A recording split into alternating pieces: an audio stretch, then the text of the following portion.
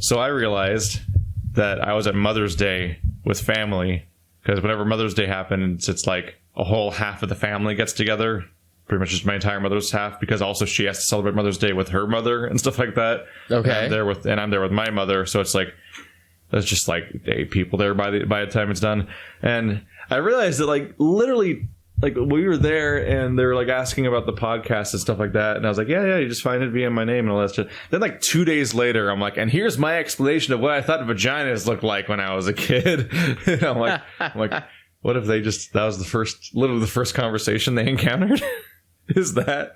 I mean, I assume they'll do what family always does, which is feign interest, but they never follow up on it. Yeah, and literally never experience what I do anyway. Which is mostly for the best, because it's mostly incomprehensible. Yep. And unrelatable to anything that they can latch onto.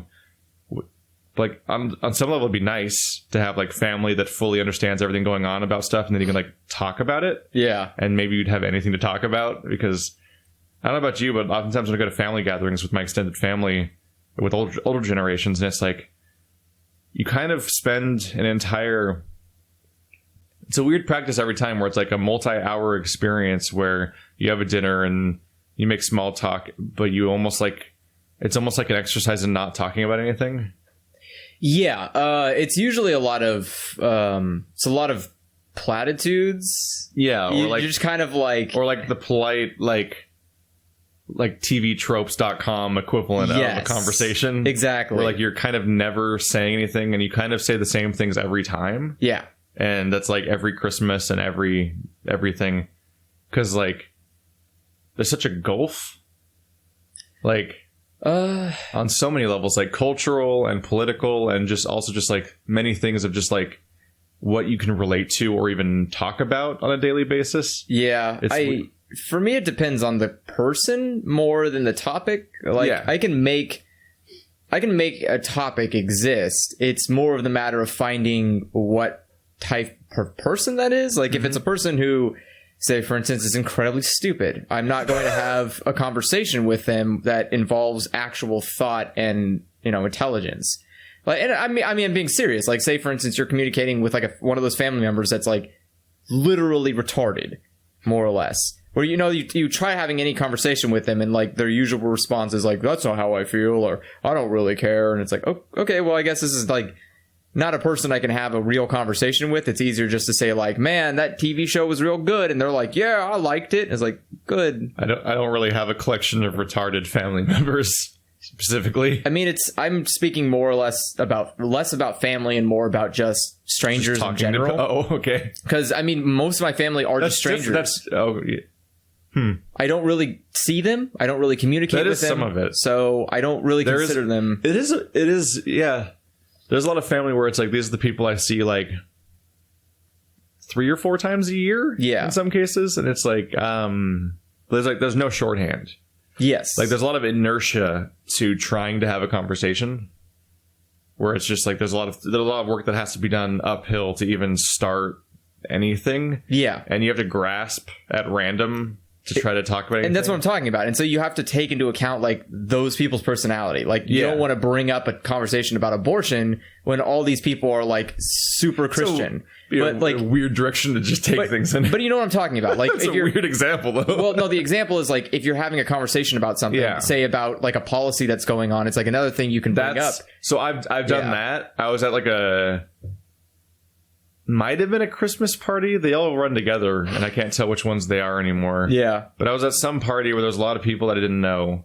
And I sat down, and it was at my aunt's house, but I sat down with my mom and a total stranger, and just went in on net neutrality. And it was just, and it's like, they prompted it. So it's like, oh, you fucking sprung my trap card. Like, it was, because, you know, they hear about you being...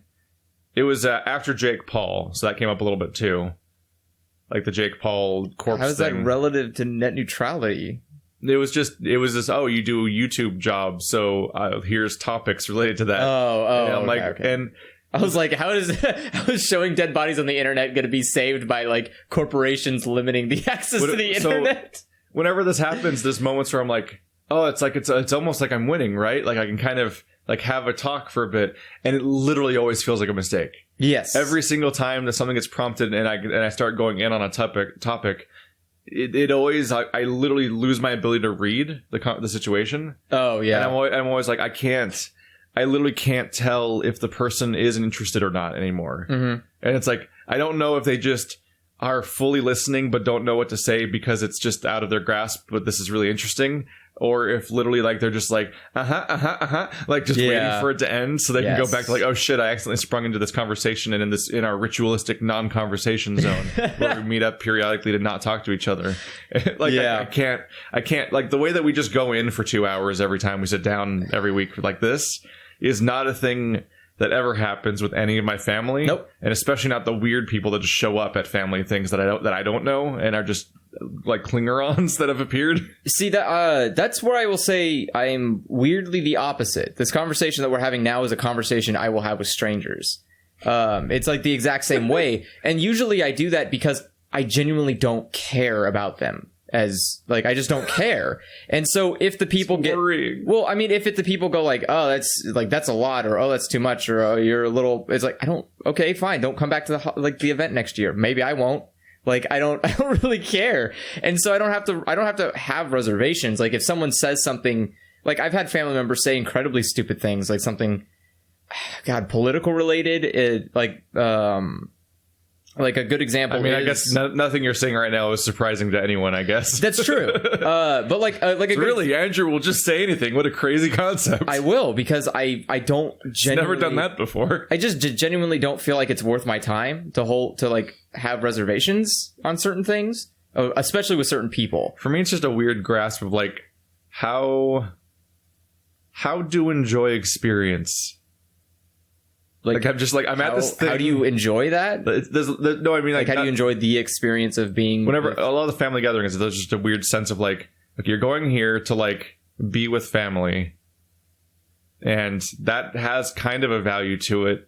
But you're like, how do I get enjoyment out of this experience? And that's like and I'm trying to just enjoy the experience, and a conversation's a pretty good way to do that. Yeah. Because otherwise you're just sitting in someone's house. Just staring at each other, yeah. Yeah, and sometimes the TV's on, sometimes in one of the rooms maybe. Yeah. Which is always a mixed bag. It's always either sports, you can watch news, you can watch it for a little bit and not feel like an asshole, but if you watch it for too long, that's just what you did instead of the group thing. Yeah. But also, oftentimes the TV is so quiet that you can't make out what's on it anyway, and it's just a weird experience. Like a lot of with Christmas parties, we'll have a TV turned on to like Christmas Story or the Rudolph the Red-Nosed Reindeer or some Christmassy thing. Yeah, but almost on mute.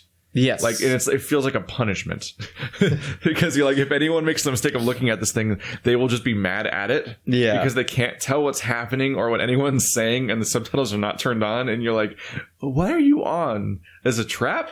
Is this a trap? It's like a visual distraction. It's there to say like, there's things going on. It's almost like you're making a TV set where you're like, you have to make it look like people are watching TV and that there's cooking going on and like people are conversing. It's like a party. You're like setting up this weird. And like I can't do small talk about food.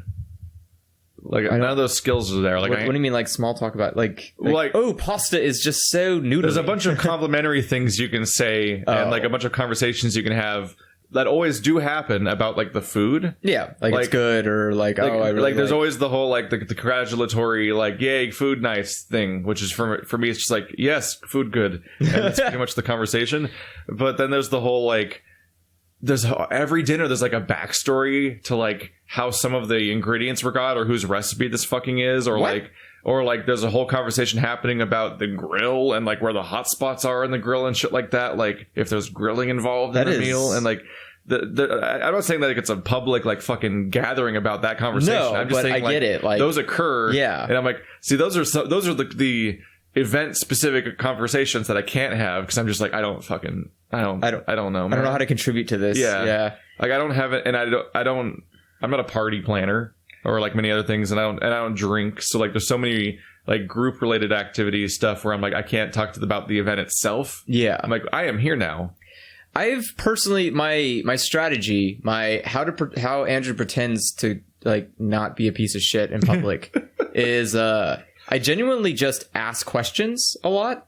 So if someone says something like your example, like, there's a specific Just make spot. somebody else talk. Yes. Yeah. And so someone will be like, So you don't I got deal this. with the trap of whether or not you're like digging a weird hole for yourself. Yes. It's really great to to redirect conversations to the person, back to the person, where you're just like, reverse. And you like throw the conversation back at them. We're like, oh man, I found this really good place and it has this great stuff. And it's like, but how did you find that? And they're like, oh, well, let me get into that. It's like, yes, please continue on that story so I don't have to converse with you at all. Are you literally, are you listening or are you zoning out? Oh, I'm not paying attention at all. Are you like latching on the last thing they said and asking a question about it? Yeah. I've never done that. It's because here's the thing. Human interaction is a I might waste. have done that once. I might have done that once in a panicked sort of I wasn't listening during class moment. Yeah. Where I was like, I need to deflect this conversation to make it progress because I don't know what just happened. I think I did that during a podcast. Oh, really? I think I did that during a Four Nerds podcast where like I just zoned out for a while. And then I was like, oh shit. I literally lost the thread of what happened, and I would just like prompt something so it would continue to continue to the subject, and then I'd follow that part. Yeah, and then I can read. You have like half the story. Then I can like rejoin the conversation. I've like in my mind the thing is like there's a handful of people that I find that there are people that I want to converse with, people that I have topics to talk about, people that I feel like I can bring up something, we have a cool conversation. There's a sense of like picking up where you left off. Yes. Which is like those are mostly friends. Like when there's just somebody you haven't seen for a long time that was one of those people, it can be like, oh shit, we have to like reinvent the wheel a little bit here. Yeah. And like start figure out how to talk again. And I genuinely don't care enough.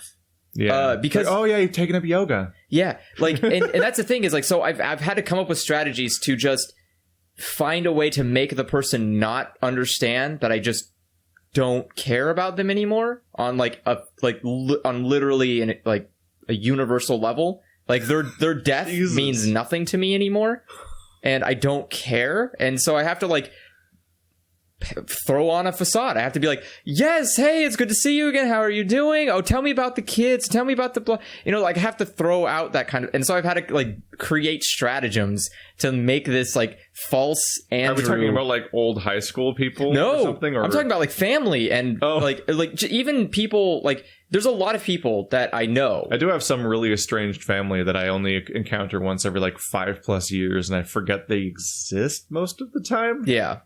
And then I'm like, oh, you're, I mean, I do it, I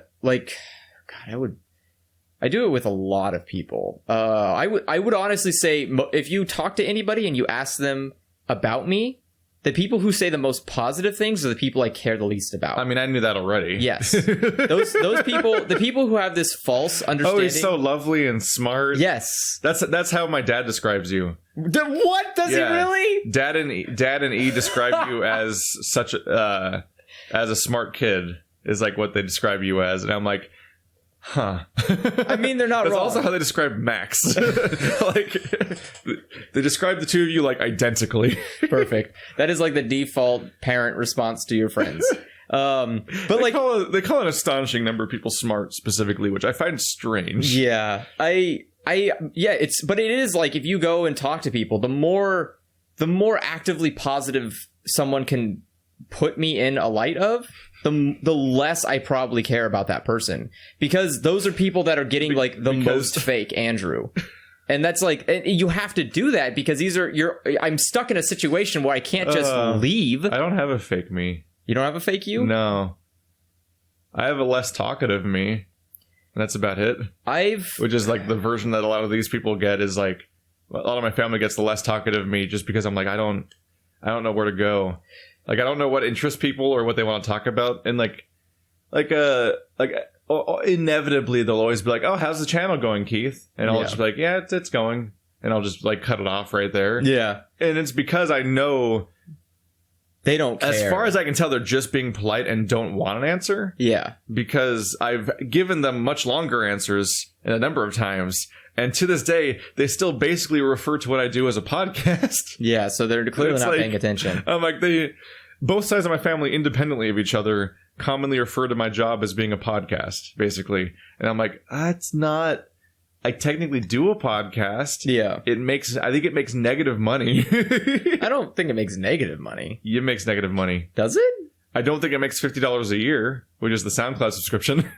Okay, well, that part, yeah, I don't know about that. Which is how I host the audio of the podcast. yes, if I deleted all audio versions of the podcast and it was just a video series on YouTube, it would cost me zero money. Yeah. So it would technically be making me probably like $10 a year or something. Yeah. I don't know. Maybe the podcast makes it might be like the podcast might have like indeterminable value. I feel like it's a cycle because like the YouTube revenue from the podcast should just go into paying for the SoundCloud subscription. Yeah, but I don't think it breaks even. I don't know. But the podcast might be a thing where it's like it's a personable thing where it's like it's the moment where you get to just talk, where we just talk instead of being Let's Players, where it's just us. Yeah, we're just interacting without a distraction. And so the more direct like personality stuff might increase Patreon interactions because of that. So it might have a weird incomprehensible value, but on a direct level it definitely makes negative money. So having that be attributed to be as being my job is a really weird takeaway that my whole family has. The one my family that is split down the middle and never talks to each other landed on this. That's been a weird thing too, is how they keep doing the same things. Oh yeah, that you can tell that clearly. When they both became NRA members separately, and I'm like, this happened after the divorce?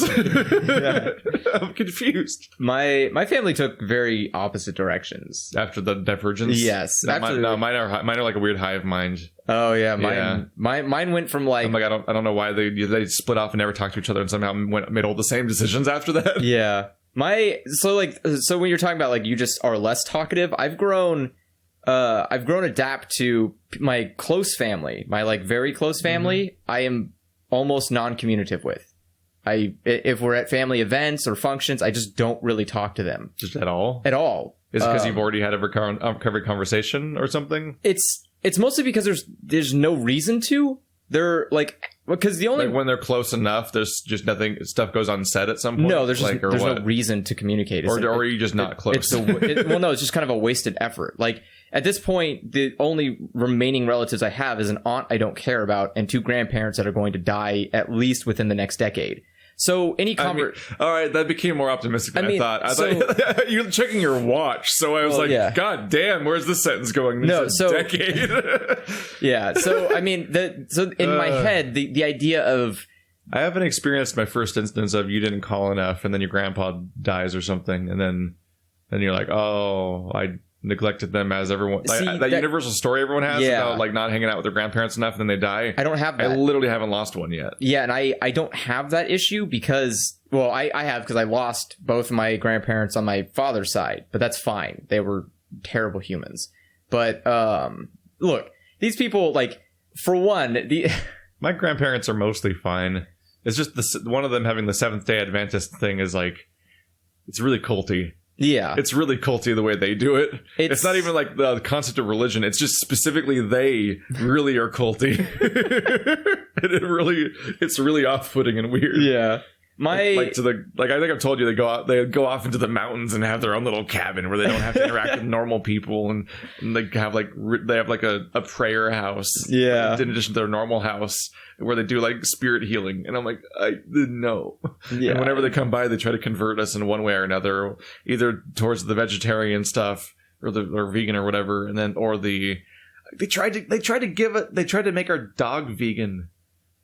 This goes back to the dead dog diary thing from 2 podcasts ago, but when Angel was having like the face rot and shit like that, like they wanted us to convert the dog to like some vegan bullshit as if that would cure the problem. They always talk about like some monks that lived to be 200 years on a mountain or some shit, and like that's why their religion's right or something, and they were trying to convert the dog, and I'm like, that's not, no, your weird remedies are not going to fix what the doctors can't fix. Sometimes people just get diseases that they die of. Let's talk like Jesus. It's like, let's talk about Steve Jobs, the man who is the most, they try to earth-friendly person. What scares me is I think they actually try to pray people's cancer away. You can. In lieu of actual treatment. I mean, you can. No, I'm just like, it works.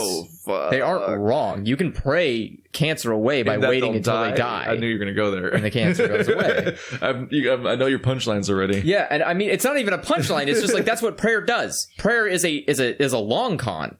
You can pray forever because eventually the person dies and their suffering ends. Yes, you won. Success. Your prayers were answered. I don't think that's what they mean, though. It's not, but that's what it is. They can't. I mean, they can say whatever they want to say, but that's what it is. Fake medicine. I actually had a stint of that recently. I saw your tweet. I almost bought a homeopathic product because it tricked me.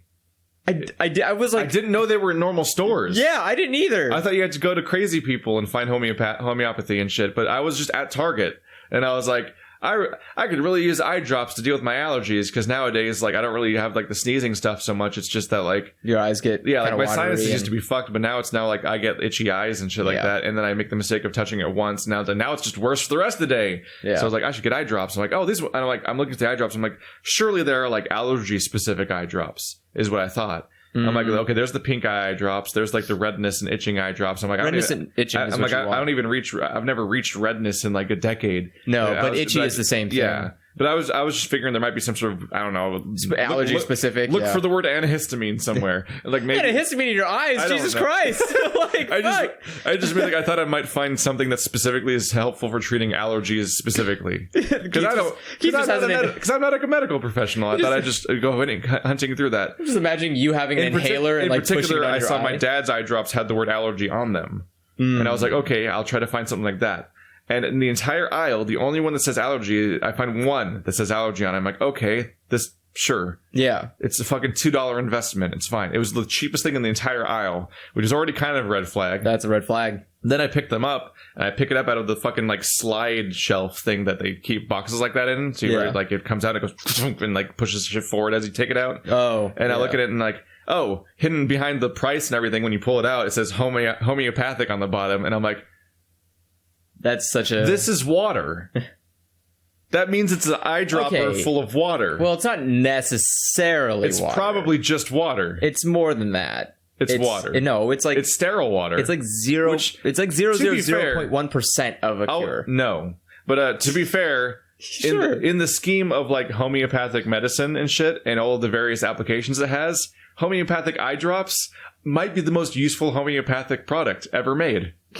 It's still a sterile eyedropper that you can use on your eyes. Well, yeah. To rinse your eyes. I mean... It's an insultingly small amount of eye wash compared to the giant jug that they sell right next to it. Because if you're going to go for eye wash, they sell that in large quantities as opposed to like the actual medical eyedropper shit that has other stuff in it. Like, because that's like an eye wash station that you have like in every science room. Where it's like, if you get shit in your eyes... Have you ever seen... I've never seen them used. I've never seen them But I've always wanted to. I don't. That scares me. No, because it's like you have to keep your eyes open and throw water into it. No. Like, more specifically, I always want to see the shower used. Oh, and not for its intended purpose. I just want someone to just fucking pull it. I just want to see it. Because at every science building, there's the eye wash station, and then there's the fucking like shower. Yeah, and it's a chemical shower because it's supposed to help you if you're literally doused in some kind of chemical or fire or something like danger thing happens on you. Which I'm happy it's there. That's cool. But like there's a drain in the room and everything, and the whole floor specifically doesn't have carpet because for the preparation of this idea and everything. Also, because if you spilled stuff on the floor, it'd be really hard to clean up with carpet. But I never got to see them. Yeah. I did a physical science major. Like, after going through high school for years of science, then doing a physical science major for 5.5 years and shit. Not 5.5 years because it was computer science at first, but I still never saw one of those turn on. Yeah. And I feel ripped off. I've never seen one either. I feel ripped off for never seeing one turn off. But no, homeopathic medicine is actually even more bullshit than you think it is. Is it? Yeah. Because they've done tests on homeopathic products in the past and found that, like, in many cases, you literally cannot scientifically detect any amount of the supposed trace materials. Literally any of it. I don't know. Because they dilute it so much that the actual fraction involved actually starts to surpass the amount of atoms in the material. Huh. That's weird. Like, the exponential dilution goes so high that eventually it surpasses the actual number of molecules contained. That's how lazy this shit is. That's like the idea. That's like the concept of how you build formaldehyde is like you have to heat something and then add and then heat something again, and you're like constantly reheating, so you're creating less and more atoms inside of a thing. I guess we should explain to people what homeopathy is for the people that literally have never heard of it. How do you not know what homeopathy is? I don't know. It's worldwide. You might have been spared. And we're now going to spare you. Just basically. watch the Gesundheit. How do you say that? Kurzgesagt. They have a really good video on it. Kurzgesagt. Gesundheit. Gesagt is to speak, but in past sense. I don't remember what Kurtz means. It might be like wise sayings. I don't know what the fuck. I forgot what Kurtz means. In any case, they have a really good video on it, on homeopathy. At least the general concept, which is explaining that or what the logic is behind it. Not There's like also just a really fun Tim Minchin song about it called Storm. Storm. There's an animation of it. It's nice. Yeah, homeopathy is insane because the premise is somehow that like they take something that's somehow supposed to be medicinal and then they dilute the water that it was in over and over again forever, and somehow diluting it to the point of being nothing somehow makes it more powerful, and then they insist that water has memory. I don't think somehow. It's and like we've broken down the atoms of a water molecule. We didn't find a journal in there.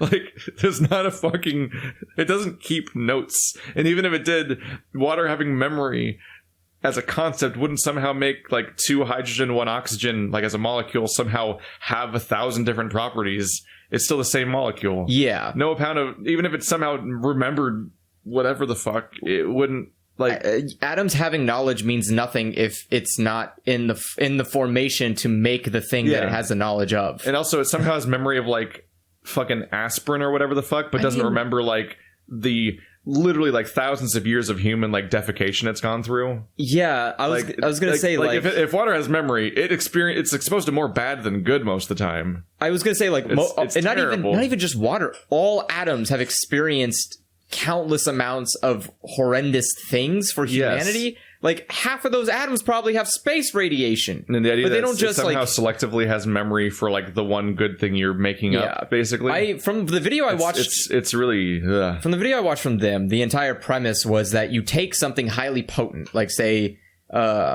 you like whatever, some fucking Gonza tree has a cure for snake bites. the Gonza tree. The Gonza tree. It has a cure for snake bites, but if you take it in its raw form, it's like it will kill you because it's too toxic to the human body. So you dilute it to the point where it's just enough to deal with the problem, but it's not enough to kill you. Is the basis of homeopathy. That part is just normal medicine. Yes. That part is literally just take the correct dosage of a thing. Well, okay, but that's the thing. Is But like then they go full crazy until it's like an impossibly tiny quantity of the thing, isn't it? And it's just water, basically. Yes. And they're just at that point. Starts to stink. It starts to stink of like some sort of dumb like some kind of snake oil. It's like a snake oil. It's just snake oil. It's like a weird like it all feels like some sort of weird like prey on stupid Americans like Eastern mysticism idea. Of it's not even prey on stupid Americans. Everyone's fucking stupid because the world has homeopathy. Like Asian cultures have so much homeopathy. But like we cling on to it like jackasses because we like romanticize somebody else's culture as if it makes it automatically work. And it's like, it's an insane concept that doesn't make any sense. I mean, that's the same thing with like rhino tusks. That's why they harden. Elephant tusks. The idea that those entire species are on the endangered list or like extinct because of some part of them that people wanted to get horny off of that didn't even work. Doesn't work. And they killed all of them. There's no medical proof that it ever worked. And people just did it because some asshole said like, I'm a doctor and I say that rhino horns get your boners big. And it's like, where's your data? I don't need data. Homeopathy. And it's like, oh, homeopathy. That's that thing that's magic.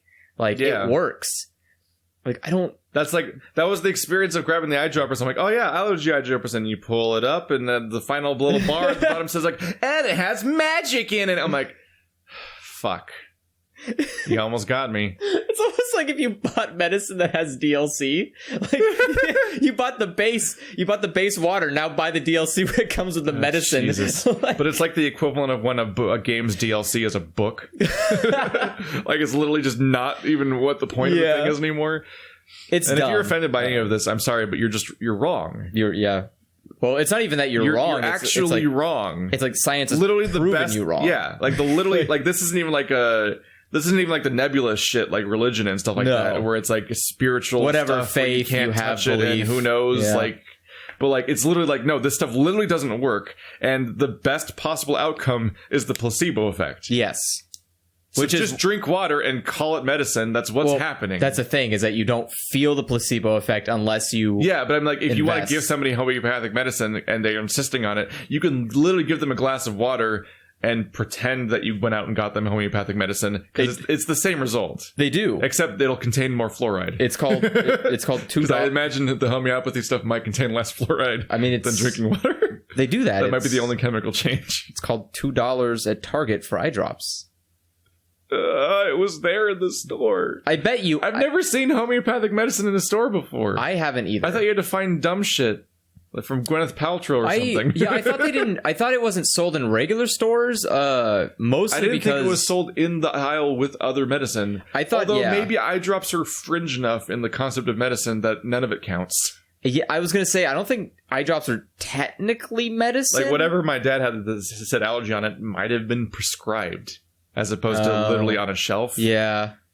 So maybe this is like next to the motor oil as far as like products go. Because I'm under the impression that homeopathy isn't FDA approved. No. So there's like no, you can't. Of course it's not FDA approved. It's like supplements. Well, where it's just like somebody made up a thing and no one's approving it, and just give it a go, see what happens. Supplements are a terrifying thing people just allow to exist in society for no fucking reason. All these like diet things, like it'll fuck up your insides and change your body, and no one's checking to see if it's gonna kill you or not.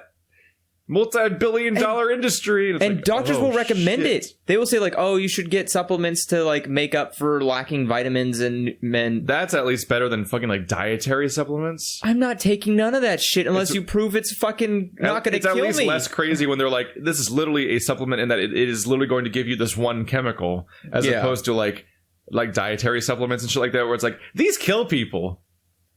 It's just... We have no oversight. It's weird to me because, like, a doctor could say, "Hey, Andrew, your vitamin C is looking pretty low. Take a supplement." It's like, or I can just eat an orange. We made you a special shake that'll make you shit until your large intestine just comes out. It's like... and then you lose weight. Like, any vitamin, mineral, like, any of those shit I'm missing in my body, I can consume. Or now all the Instagram stars are promoting this, like, the lollipop that tricks you into not being hungry. Oh, it's like just trying to push you to have like a eating disorder, basically. You mean like an actual lollipop? Yeah. Which is basically just, keeping your mouth occupied so you don't feel the need to actually eat. It's just a regular lollipop because that's what gum does. But these ones they can charge like $40 for probably or something. Because it's got some kind of fancy spritz on it that makes you not hungry, which is just a normal body response when you have food in your mouth. You don't really... Then cut to like the Alex Jones, like, we'll make you more manly supplements, even though the guy that's... even though they contain soy? I was going to kick out the people that promote that shit. It's like the two people selling it are what? Like Alex Jones and that one British guy? Yeah. Neither of which are like specimens of manliness. No. It's a weird potato man and like a skinny British dude. And they're like, we're going to make you a man with our man juice or pills or whatever that are full of the soy that we say is bad. And it's like, it's a weird brain trip to go down. And once again, it's just made up shit that nobody's actually testing to see if it does anything. And they're just selling it as like, we can make pills. We have a pill machine back here. It will say we'll do whatever we say it does. I think snake oil salesmen as a concept are like actually literally more successful than they've ever been. Yes. Like the more we learn as a society and the more technology advances, the more those people do better despite all that. Like, it's incredible. Well, it's mostly because the more advanced that society continues to get, the larger the pool of stupid people unable to keep up increases. Like they just sell nothing. Yeah, but they're just selling a nothing. But who are they selling it to? Idiots who are dumb enough to watch them. So that's the thing, is like the people who are already watching them are so dumb that you can easily sell them that stuff. Which is why all of their messaging is about shielding your brain from ever risking the thought that you might be wrong about anything, because otherwise you'll stop buying their product. Yes. It's like, like all of their rhetoric is about making you feel smug and comfortable in whatever you already think. Yeah. And not trusting any outside sources, because all those people will tell you that they're taking advantage of you. Yeah. It's really fucked up. It's manipulation. And that's the thing, is that like back in the day, a snake oil salesman only existed simply to just make some money and run, because they would just basically show up, sell things, and get on a cart and go. That's the dark thing, yeah, is that back then the whole premise was that communication barely existed. Yes. So you could just run to a different small town before anyone caught wind of how dumb your product was, and then just keep running. Yes. That's actually the snake oil salesman actually shows up as a character in Tomy. Oh, really? Reading the Junji Ito books and stuff like that. Yeah. But it's a real fucked up premise in that one. I should update you on Tomy, because I have a much more up to date idea of what that is now that I'm actually reading the book. Okay. Because I gave you the summary based on the painter chapter. Yes. Which showed up in a different book. So how do you like it now? So when the one I told you was just like, oh, it's just some pretty girl, and she's has something weirdly supernatural going on, and she tends to hypnotize anyone who encounters her, and then they almost always want to murder her. Yeah. It's like a thing that happens. And I think like if you just heard that summary, you might think she's like the protagonist and she has a curse or something. Yeah. But she's very much the antagonist, and they keep having to come up with a new protagonist like every chapter. Oh. Like every chapter or arc has a new protagonist, because she's specifically the villain, despite being the main thing that the story is structured around. Huh. Which makes her that's interesting. Makes her another supernatural force, just like in Gyo and Uzumaki. Yeah. And that she's the bad thing. It's just the bad thing is a person. But what I didn't know at the time, because it's not as clearly shown in Painter, except for maybe the last page, is that the other thing going on with Tomy is that when she has like a decapitation or like part of her body comes out, or even like she bleeds out everywhere or something, each individual piece of her can regenerate into a whole person? Yeah, like Wolverine, but into a separate person. That is Tomy also. Oh. And so there's just multiple. There's just a bunch of Tomies. To the point where one of the storylines she bleeds out into the carpet, and the plastic, the plastic film that's under a carpet? Yeah. That rises up out of the carpet and is just full of her blood and is shaped like her and is talking. And it's like, hold me and stuff like that, and like seducing people when she's just like a hand and head coming out of a carpet and it's made of plastic. Oh. And someone tries to cut them out to save them, and she just spews back out again because she was literally just fluid inside. Like, it's really fucked up visuals all throughout. It's like, it's so much stuff like that. That's fantastic. And I'm getting to the part now where like the individual Tomies are having like wars against each other. They will send like assassins after each other. But they can't, because if they get attacked, then there'll just be more Tomies. Yeah, all the individual Tomies are all so hateful and spiteful and jealous of each other that they'll create these like male thralls and send them after each other as assassins. But then the thralls don't understand fully what's happening, so when they get to the other one, they're like, "Why are you here?" Like, because they'll hear these stories about this evil witch that left them abandoned on the road or whatever the fuck, like whatever happened to the Tomie they found and stuff like that. Yeah, which is often cases like a Tomie that was literally killed and buried, but then came back to life, and then there's a weird dirty Tomie on the side of the road that they pick up, and they're like, "Oh, what happened to you?" And they become their thrall. But they go to kill the other Tomie, and it's also a Tomie, and they're like, "I don't know what's happening." Like all this shit starts going down. It's a really entertaining. It sounds like the worst zombie apocalypse. It's the most bizarre story. But the snake oil salesman is that there's this one character that keeps calling himself Tomie's father. And I still don't know the story of that because I haven't finished the book, and I'm like, I don't understand who this guy is. He looks like some 18-year-old dude. Like, I don't know what the fuck he is, but he keeps showing up and saying he's Tomie's father. And in this one, he kept going to people's houses, and he was saying like he was essentially being a parody of like old folklore stories. Okay. He'd come up to random people in this town and give them this and show them this bundle, and like, if you take this bundle and if you bury it in your garden and water it every day, you'll have a new daughter. Like, that sounds like actual stories you'd hear as a kid, like those dumb folklore things. It was like the one you take a seed and you throw it in the backyard and it'll grow a child. But in the back of your head, you're like, I'm halfway through this in Tomie. Yeah. So I know what all those things are. Those are Tomie. And yeah, one person even, only one person in the entire town bought it, and they open up like it's like a hunk of meat, like, you fucking rip off, and like throws into his garbage and shit like that. And they fucking like literally form pitchforks to chase him. him, like a snake oil salesman story, and he runs out to a waterfall and he dumps all of so they won't kill him. He dumps his product off the waterfall. And it becomes this Tomy Cove where there's like Tomies sprouting out of the rocks into the waterfall like barnacles. And I'm like, what the fuck? That's like the spiral one where it's just like at some point you reach this like maximum spiral and you're like, everything is literally spiral. It's just like Uzumaki where I'm like, I don't know how this is going to manifest from chapter to chapter. I'm pretty convinced he just likes the concept of like, just mining one idea, but I think not being lazy about it and being fucking lunatic about it. I think he just really likes the concept of uncontrollable terror. Yeah, like that. There's something inherently Lovecraftian about all of his ideas, where they just keep fucking going and spiraling. Yeah.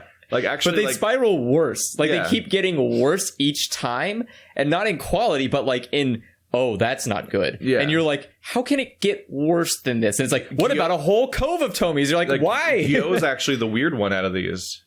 Is it? Yeah. Because Gyo is the one where it's actually like a straightforward linear narrative about an apocalypse. Okay. It keeps getting weirder and worse. Like, have you read Gyo yet? Yes. It's like, you know how like, it keeps getting fucking weird. Like, it gets fucking weird eventually. I mean, it's it's a linear sequence of things. Okay, yeah, I see what you're saying. And I would say that on that spectrum, you have Gyo here and Tomy here with Uzumaki in the middle. Yeah. Because Uzumaki has weird episodic shit like the Spring Boy. Yes. Like the Jack in the Box chapter is like, what? But there's also like the what happens to the city, especially in the like last half or a third, is more of like an actual sequence is happening. Admittedly, I haven't gotten that far in Tomy. I'm like 60% through the book, but so far it's literally just a sequence of different chapters that are I can't even tell if they happen in an order. Yeah, and it's just fucking. Everyone is just fucking weird. It just keeps spiraling bizarrely. I mean, that's good. This guy's crazy. This guy's crazy. Just fucking. Also, you can tell Tomy was probably like how he started. Oh, because you can see the art change. Oh, really? Like the first chapter has really thick lines. And like his ways of drawing faces haven't fully formed yet. Like there's something a little sloppy about the first couple chapters, and I get the feeling that Tomy might have been a thing he kept drawing. Like, I'll do another Tomy story every now and then, like every few years might have been what happened. I haven't actually looked into it. It's just like how have I progressed as an artist? And it just goes back and like, oh look, I drew Tomy way better than last time. Like when I read Uzumaki, I got the feeling that he literally made all of it back to back. Yeah. But when I read Tomy, I get the feeling that he would just periodically make another Tomy chapter. Just to the point where I don't think it was meant to be a series at first. That's probably more accurate. Eventually, he just kept making more of it because Tomy's fucking big. Yes. Out of the books, Gyo is like this big, and Uzumaki's like this big. Tomy's like this. It's like bigger than any of the Harry Potter books. It's just a massive. I think it's as thick as Sandman. Jesus. Like it's not as heavy and like because Sandman's like a scaled up like mega comic. Yeah. But like Tomy's normal hardcover manga size in page size, but it's like as thick. Like it just keeps going. It's like a 700 to 800 page manga book that they sell for like $35. To think that someone did that, like someone drew 800 pages. Not even just that. I line up like I have. But that's like side project. Like Tomy wasn't a thing he woke up every morning and worked on. This is like I just think about the fact like for my Junji Ito collection itself, I have Gyo, Uzumaki, Tomy, Fragments of Horror, and another one I can't think of the name right now. I have 5 tomes of Junji Ito, and I look at them end to end, and I'm like, one person drew every page of that. Yeah. Fuck. Yeah. And there's other ones.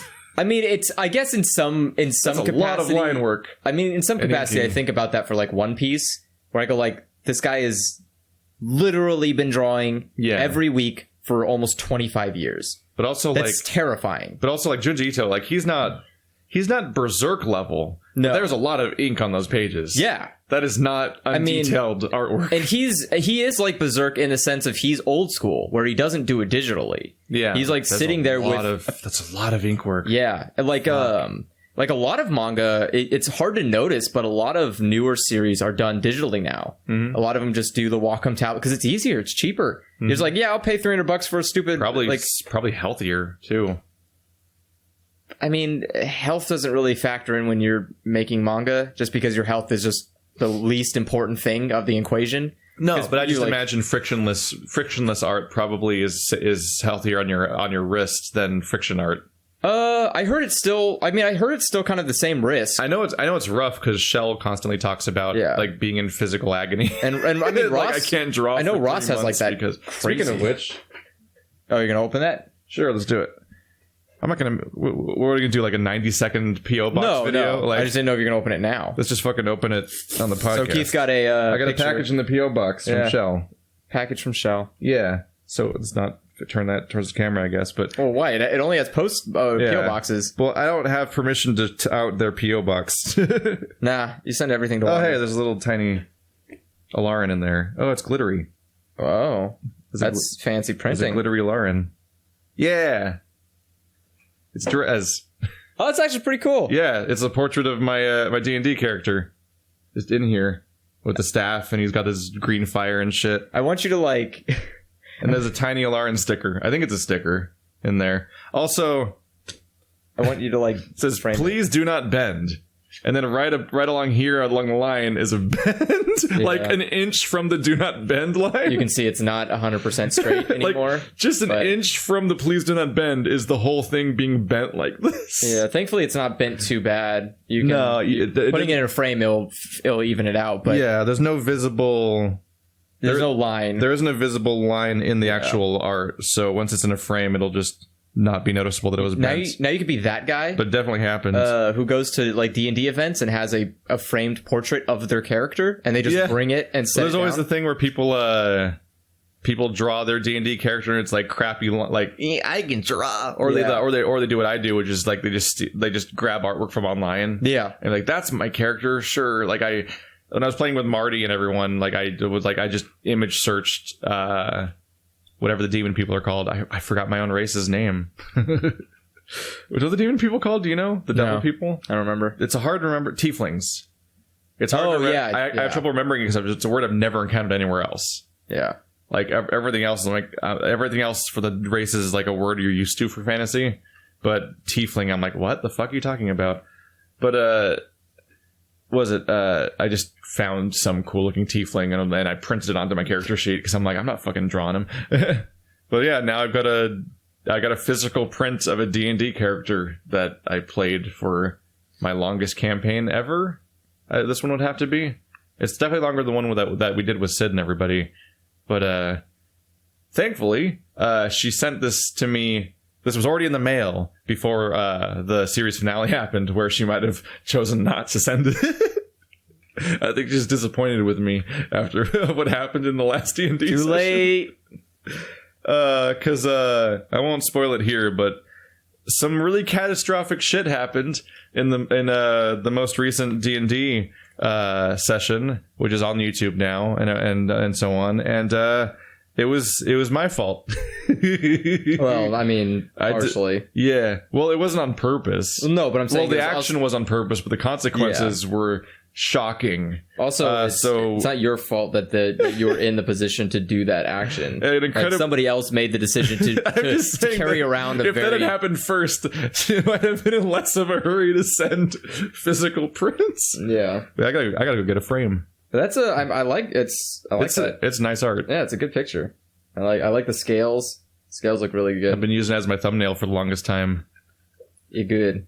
It gives a sense of egocentrism that I just show my character in the thumbnail where everyone else has all the characters in the thumbnail. But I just think a figure is a better thumbnail than like a crowd of dudes in a tiny thumbnail. Looking at the LR and glitter? Yeah. I think it's a sticker or a tiny postcard. I'm not sure. I'm not sure either. It's glittery, so it's usually a sticker. Yeah. That's what I was wondering. I was like, is it just like printed onto a sticker thing, or was it like... Huh. Yeah, it's really nice art. She had to revise it. Yours? Yeah. Why? She had to revise it. Because you picked a different character. You picked a different class, right?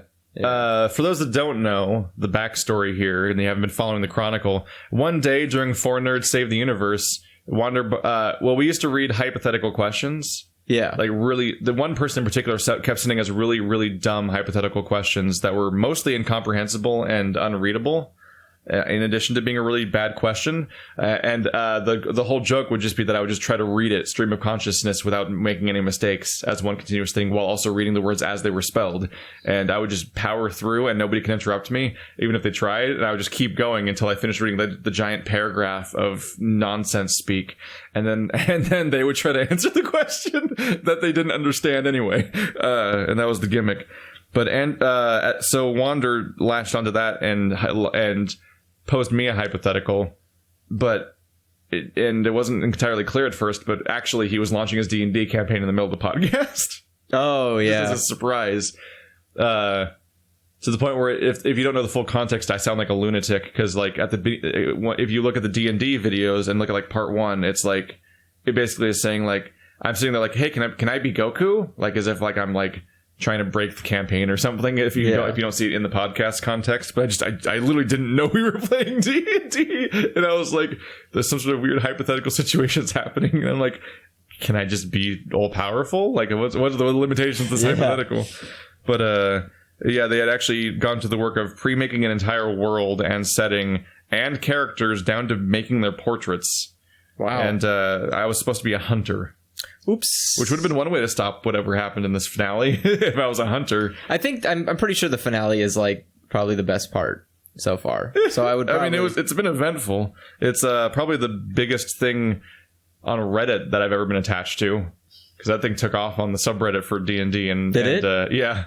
When I saw it, I think it had like it was like plus 250 or something. Holy shit. Like it was up there. And there was a real mad person in the comments that like, I hate your fun and I'm going to ruin it because you didn't do something right. And I've got to ruin everything, basically. That always happens on Reddit, basically. But it's been but yeah, I was like, okay. When I realized it was D&D, I'm like, oh, can I be a druid? Just because I think druids are neat because they're really, I mean, they're handy. Druids have a lot of good spells that are like super useful for one, keeping a party alive, and also two, for keeping your keeping enemies at bay or like. But they had planned on me being a hunter, and I'm like, so they had to like redraw this because it had me with like I think he had a bow or something in the original drawing. Yeah, I think I remember seeing the original drawing, and he had like a bow on it. I think the first podcast, I mean, first episodes of the D&D session have like the old art or something. Yeah, and it's just like a completely different setup. But druids are easily my favorite character in D&D just because they're so versatile. Yeah, they have such a huge bag of tricks that they get to take with them. Oh yeah, not the least of which is the shape shifting. Like realistically, the like enemies become a lot more manageable if you have a druid on your team, because druids can just like own a field. They can just be like, and you're stopped, and you guys are now poisoned, and you can do so much stuff where everybody else is just like, okay, druid, tell me which one to hit, and you're like, the problem is that we're doing it for an audience, and I'll have all these moments where I'm like, oh, I just thought of the perfect thing. Here, you just give me that. Trust me. Like, I hate when people do that in Let's Plays, because when it happens in a Let's Play, I'm like, just fucking say the thing, like because I get mad.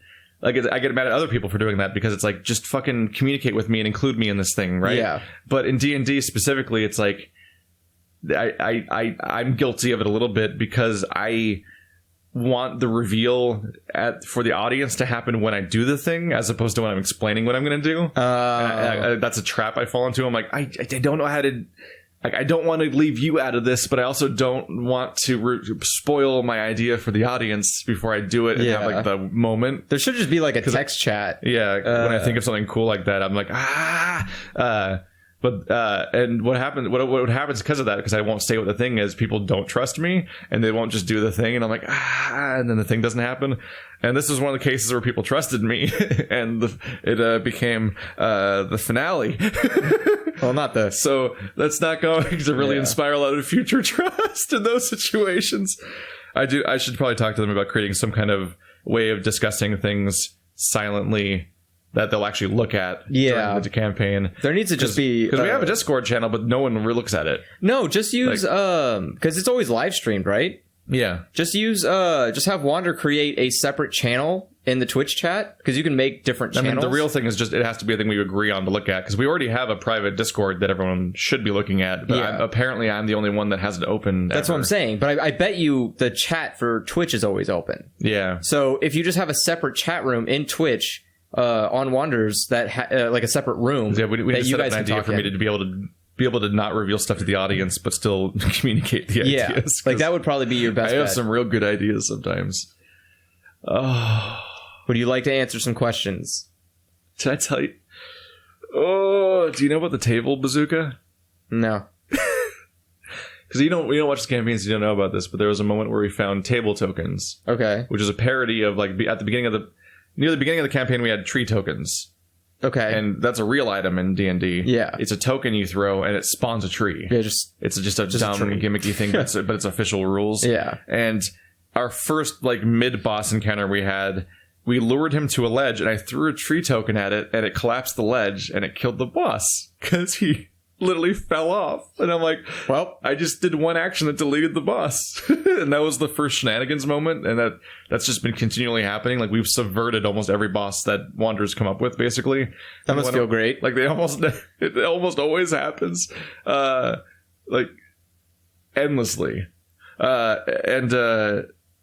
In a moment like that, but not a boss in this case, but there was a room full of enemies, and I was sneaking around alone because the group was separate from me because they couldn't sneak out the way I could, because I could just turn into a little snake and go under doors and do whatever the fuck I want to do.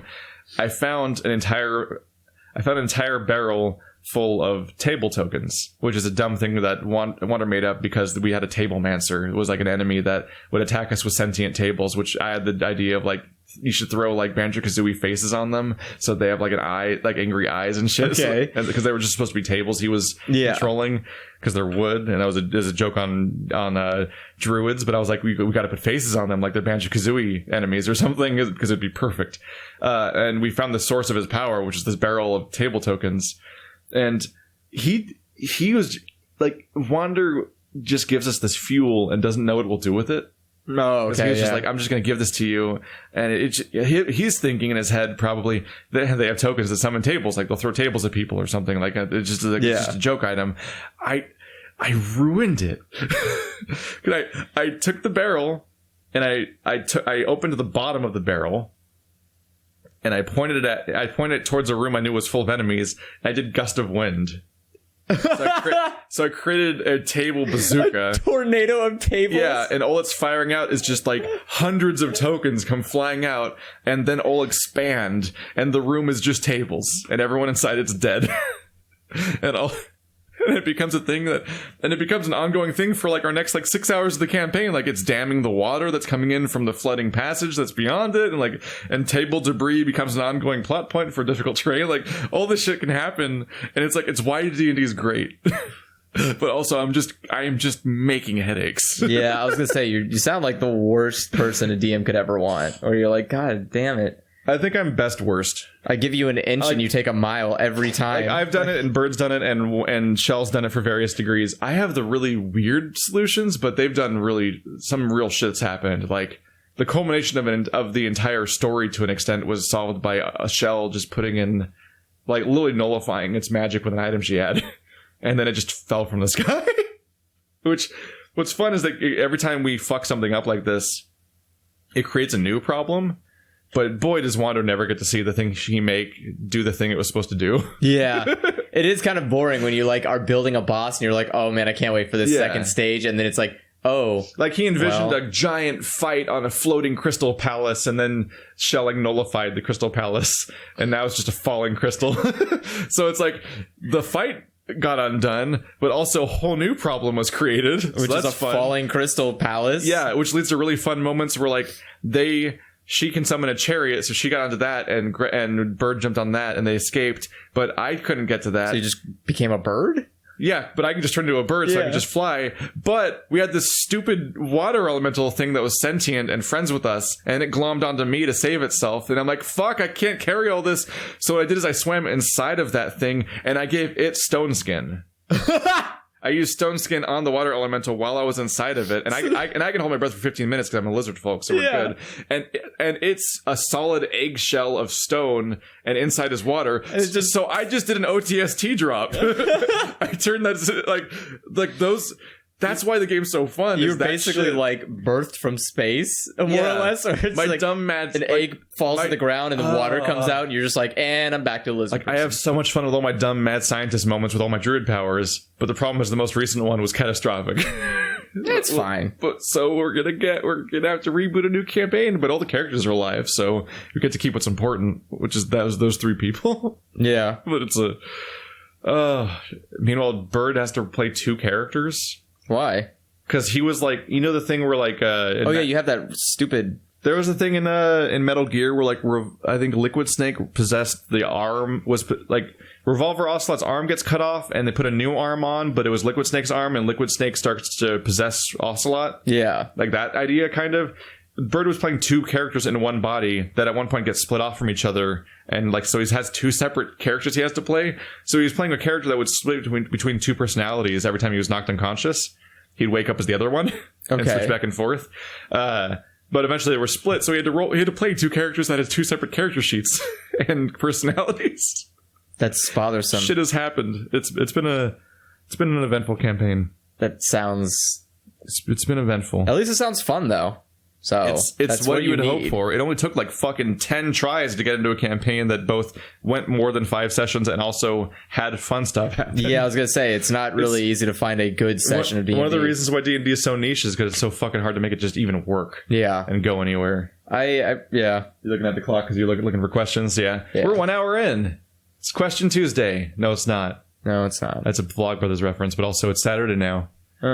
Plot twist. We record on Tuesdays, but fucking State of Decay, like, you think this would come up more, but no. Video games tend to come out on Tuesday. Yay. And we tend to record on Tuesday. Yay. Yeah, but almost always, the stuff we're recording is some random thing we feel like recording, and it's a long-term thing because we can only record once a week. Yeah. But, like, recording new releases is often part of my job, and it's shockingly infrequent for us to have to reschedule because of a Tuesday release. This is like the second time. Yeah, I think this is like the second time. It's at least the second time since the podcast, I think. Yeah.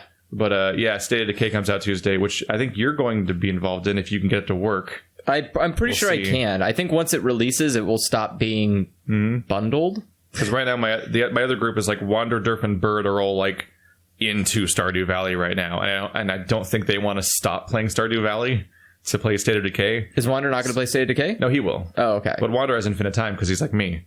He's more than me because he records way more than I do, so he can just lop more multiplayer into his schedule, no problem. But like Bird has like a bandwidth of like 2 hours, less than 2 hours per day is like how much he can record, and only some days. So, like, we record maybe 2 hours a day, sometimes, like, 3 or 4 days a week. Okay. Then that's, like, it. And, like, that's all he can do, and he has to cancel all the time. Because he has a life. And these other people, they have jobs and loved ones and rent and hobbies and art classes to go to and shit like that. I don't know what all that is. That sounds like a lot of business. Yeah, so, like, there's a lot of cross-scheduling to go. So, like, you literally have to, like, if you want to change to one thing, you literally have to stop the other thing because they can't do both. Yeah. Stuff like that.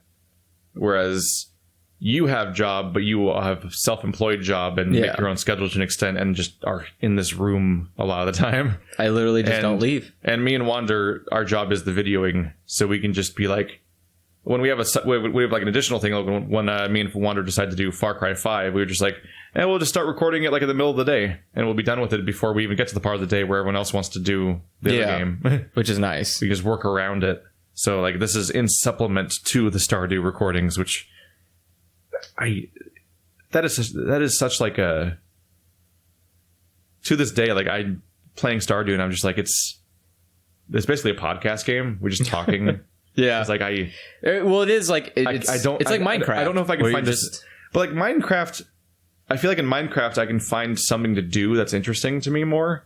Yeah. And part of that might just because I can just make a building project. Yes. Like, I'm going to start, like, I'm going to just, like, I once spent, like, a day in Minecraft just, like, listening to documentaries on Netflix and making a sewer system for my city. Yes. Which doesn't do anything, but it just looked like a sewer system under my city, and that's just what I was doing with my day. Whereas Stardew mechanically doesn't really facilitate that. Yeah, I can see what you're saying. You can technically make a farm with like fences and crap, but whatever. Like, basically every craftable thing is like work. Yeah. Whereas in Minecraft, you knock down some trees, like you find a jungle, you knock down that tree, and it's like, I have enough to make an entire house now. Yeah. As opposed to Stardew, it's like you're doing like you have a daily schedule, and like everyone's open or closed at different parts of the day or different days of the week, and every individual item you want to make is usually just an item that does a purpose, and that's it, as opposed to like building like structures necessarily. And whenever you can build a thing, it's like it requires like there is shit involved in making that thing. It's like Stardew. It sounds almost like Animal Crossing, but with more work somehow. Yeah, like Stardew was like a midpoint between Animal Crossing and Factorio. Yeah, where like because I don't think Animal Crossing was as much into like gathering resources to build thing that requires recipes. Yes. Is it? Well, I mean, if you like resources, does Animal Crossing have like this is a thing you want to build, and this is the recipe, and it requires these like 17 things or whatever the fuck to construct it, like in Factorio? There's some stuff like that. A lot of the time it's money. It's just like straight cold. Yeah, like as far as I could tell, Animal Crossing was way more mindless in that it was like you just get a thing and then you usually sell the thing. Yeah, and maybe you can buy something you want. It depends. It's pretty much like everything turns directly into money, and then money turns into other stuff. That's it. There's other stuff you need, like you'll have to sometimes go around and dig up fossils to find stuff. Yeah. Sometimes you have to. There's like little things like that, but like Stardew is way more Factorio in its production. Like even the leveling system actually unlocks new recipes. Oh, okay. Like you have like 6 different skills, and as you level up those skills, in my case, combat usually, and mining. It's got like a hub world that's similar to Animal Crossing, where it's time based. People have things and time based, and they're scheduled and so on. Yeah, but then everything. The gameplay is Factorio. Yeah, where you're going out collecting things, and those things except for the factory part of Factorio. Yeah, except for the efficiency. The most factory part is like you can make a sprinkler. Like you crafted a sprinkler, so now it waters these crops as opposed to you having to manually water these crops every day. Like that kind of stuff. Like there's a few automated machines, but it's not generally like Factorio where it's like, no, you set it and forget it, and this is a mega facility that works on its own. Like that's you're always doing stuff. I always love that. You always have to deal with your goddamn energy meter that drains whenever you do anything besides walk. But you sound very fond of this game. I don't think I could enjoy it. I don't think I could either. I don't think I could sit down alone and like make it fun. Like I actually can't. Like at best, it would have to be a really passive experience where I'm like listening to podcasts and zoning out, and it's just like whatever. I do whatever I feel like, and who knows. But like in the context of a let's play where I have to do a show out of it, I literally could not comprehend doing this without other people. Yeah, I could see that.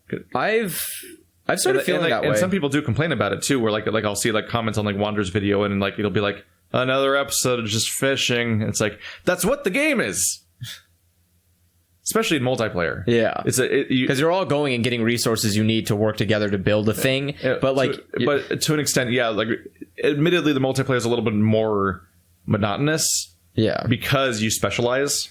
Yeah, you just do whatever. Inevitably, everyone ends up specializing in a thing, which means that they're pretty much going to do the one thing every day to an extent.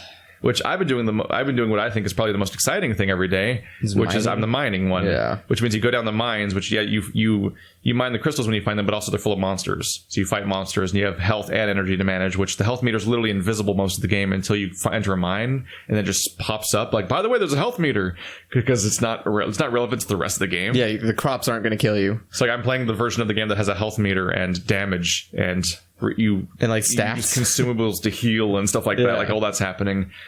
Which is still like not great as far as like that type of gameplay can be done. So you can find such better versions everywhere else. Yeah. But I'm at least playing like a game where stuff happens. And once you beat the main dungeon, you can eventually unlock like the skull dungeon, which is a roguelike. Huh. Because the main dungeon every 5 floors you unlock an elevator. Okay. So you can go all the way down to floor 120, and the elevator just automatically unlocks every 5 floors. So you can pick up where you left off vaguely. The skull dungeon, I think, also might be 120 floors, but you start from the beginning every time. But in addition, an additional level of weirdness, unlike the normal dungeon, in the normal dungeon you mine rocks, and randomly one of them will spawn a ladder. Okay. That's how you get to the next floor. Yeah. in the skull dungeon, it could be a ladder or it could be a hole. And if it's a hole, then it goes down more than one floor. And I've seen them go down like 11 floors. Oh. And so like so it actually feels way more roguelike because there's way more enemies. There's a bunch of different enemies. They're more aggressive usually, and what happens from session to session is way more random. So it's more interesting. More interesting, yeah. And it has to be more interesting because I don't think there's anything left after that. I think it's just that. It's supposed to sustain you for the rest of the game if you're doing mining. I found myself like I look at the farming stuff and I'm like, I don't even like looking at that. I don't even like the core concept of this game. Like I just peace out and leave at the beginning of every day. Like the sun comes out and I'm like, zoop. And then back to the mines. We have this whole excuse that Keith has to conserve his energy for like the mines and stuff like that. So that's my excuse to not have to like water crops and crap. Yeah. But I'm just like, oh man, I don't know if I could if I had to. This is boring. I don't know. I've seen in Wander's video him manually water like 30 individual crop tiles one by one with a watering can, which I think you have to refill via the lake over and over again. And then he has to go lay down in bed because his energy is half empty. And he has to just wait for it to refill in real time before he can go off to do other stuff. Jesus. I'm like, oh boy, it's not appealing. I don't get it. I've been finding myself less apted to having fun playing games by myself lately. Oh yeah? Yeah. I think God of War really killed it for me. I think God of War actually broke me on that. What did God of War do? I walked away from God of War just like so disgusted as like, wow, this was a video game. And like maybe it was because I like 100%ed it. Yeah. And I think, but I'm becoming really not a proponent of 100%ing games generally. Because especially that last 10% is usually like just the most unfun possible things. Yes. And I think the problem was, as I was going through the entire time, I was like, there's only so much that, like, especially because I was recording it. And so I was like, there's only so much I can talk about when like nothing new is happening. The game has nothing to talk about. Yeah. And like and I'm not talking about just there was a really damning thing in previously recorded's review of the thing. Yeah. Where they edited together footage that was really rough to watch, where they showed like the giant trolls or whatever the fuck. And it's like, and there's the fire one and there's the ice one, and they synced up the animation and camera angle perfectly, so you saw them all do the same attack at the same part of the screen in the same way, and it's like, oh wow, it's just a recolor. That's rough. Yeah. And the worst part is there's like a handful of enemies. They never change. So once you've encountered all of them, well, that's all you're getting. It's like, okay, and this is all derivative of a franchise that used to have like 6-hour games, right? Yeah. Weren't God of War games really short? And this one's this one like 20 or 30 hours long? This game was like 30 hours long. And it was, I think the thing that broke me was I was like, okay, well, for one, I have nothing to talk about after about probably the 5-hour mark of the game. I was like, I've got nothing. The game is done. Realistically, it's over. Yeah. I've encountered every enemy. I already basically know where this is going in terms of story. I don't care about anything because why would I? The game gives what's really rough is when a game runs into that problem when you're not even being completionist. Yeah. When a game does that, when you're literally just playing the campaign and you're like, it's literally out of ideas to express and mechanics to show me. And that was before I knew. Keep going. That was before I knew there was like a collect-a-thon thing to do. Like that's what happened to me with the Surge and Neo. Oh, yeah. Like Neo just blows its load on monster variety, and then like the entire second half of the game, there's just no more new monsters. Like they just keep recombining them in different groups or making you fight larger groups of them or whatever. Yeah. And almost in self-parody, they keep making you fight the first boss of the game over and over again, like way more than the Asylum Demon ever happened. And like, this is the one where there's 2 of them, and this is the one where you have to fight 3 of them in a row, and this one, he's just randomly showing up in the middle of this level. Whoa, it's the first boss again. It's like, fuck off. I've fought this boss so many times. And like, with how long the game is, like, when the game just runs out of stuff to show you, and all you have to look forward to is the next new boss, and the game keeps populating itself with like, you did the main mission, here's a side mission, and then you load in the side mission, it's like, it's literally just the same map, but you spawned at the end and you're supposed to go towards the beginning. And like they're making you play levels backwards as if that's new content. Yeah. And it's like they do that for every level in Neo. Gee, Every single level of Neo has at least one side mission where you just run through it backwards. And they often have multiple other missions where you just play in a particular zone of it and clear a few enemies and stuff like that. And it's like they're just they're literally recycling content nonstop. It's brutal. I mean, God of War, I don't feel like ever recycled content. I feel like it was pretty good about like you go here, once you're done here, you're out of here. But the enemies get recycled. Yeah. And there wasn't definitely enough. Also, it's just a lot of nothing half the game. But like the majority of the game is just like one day we're going to get the there. Traveling stuff. Yes, it's like you're either the boat traveling. you're either and stuff. in a boat, you're either walking really slowly. They do the God of War or the Gears of War thing where it's like, hey, we gotta talk real quick. You gotta walk slow as the camera zooms in on you a little bit. Yes, and the dialogue happens. Like, look, I get it. I have this really stringent complaint, which is I always wish those moments were cutscenes because at least a cutscene would be framed better. Yes, like they would do camera angles or something. If you want instead of just sitting there. If you want to make plot that's mandatory, cutscene.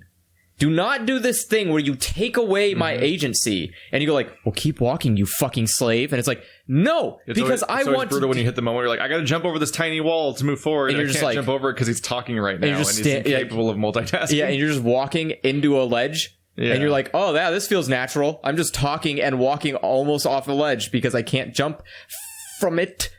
And it's like, those kind of things happen so often. And like, I think it was just because I was by myself. And once I reached that point of having nothing to talk about, I was like, all I've got left is complaints. Mm-hmm. And I can't just make basically at that point, a 30-hour series of complaints.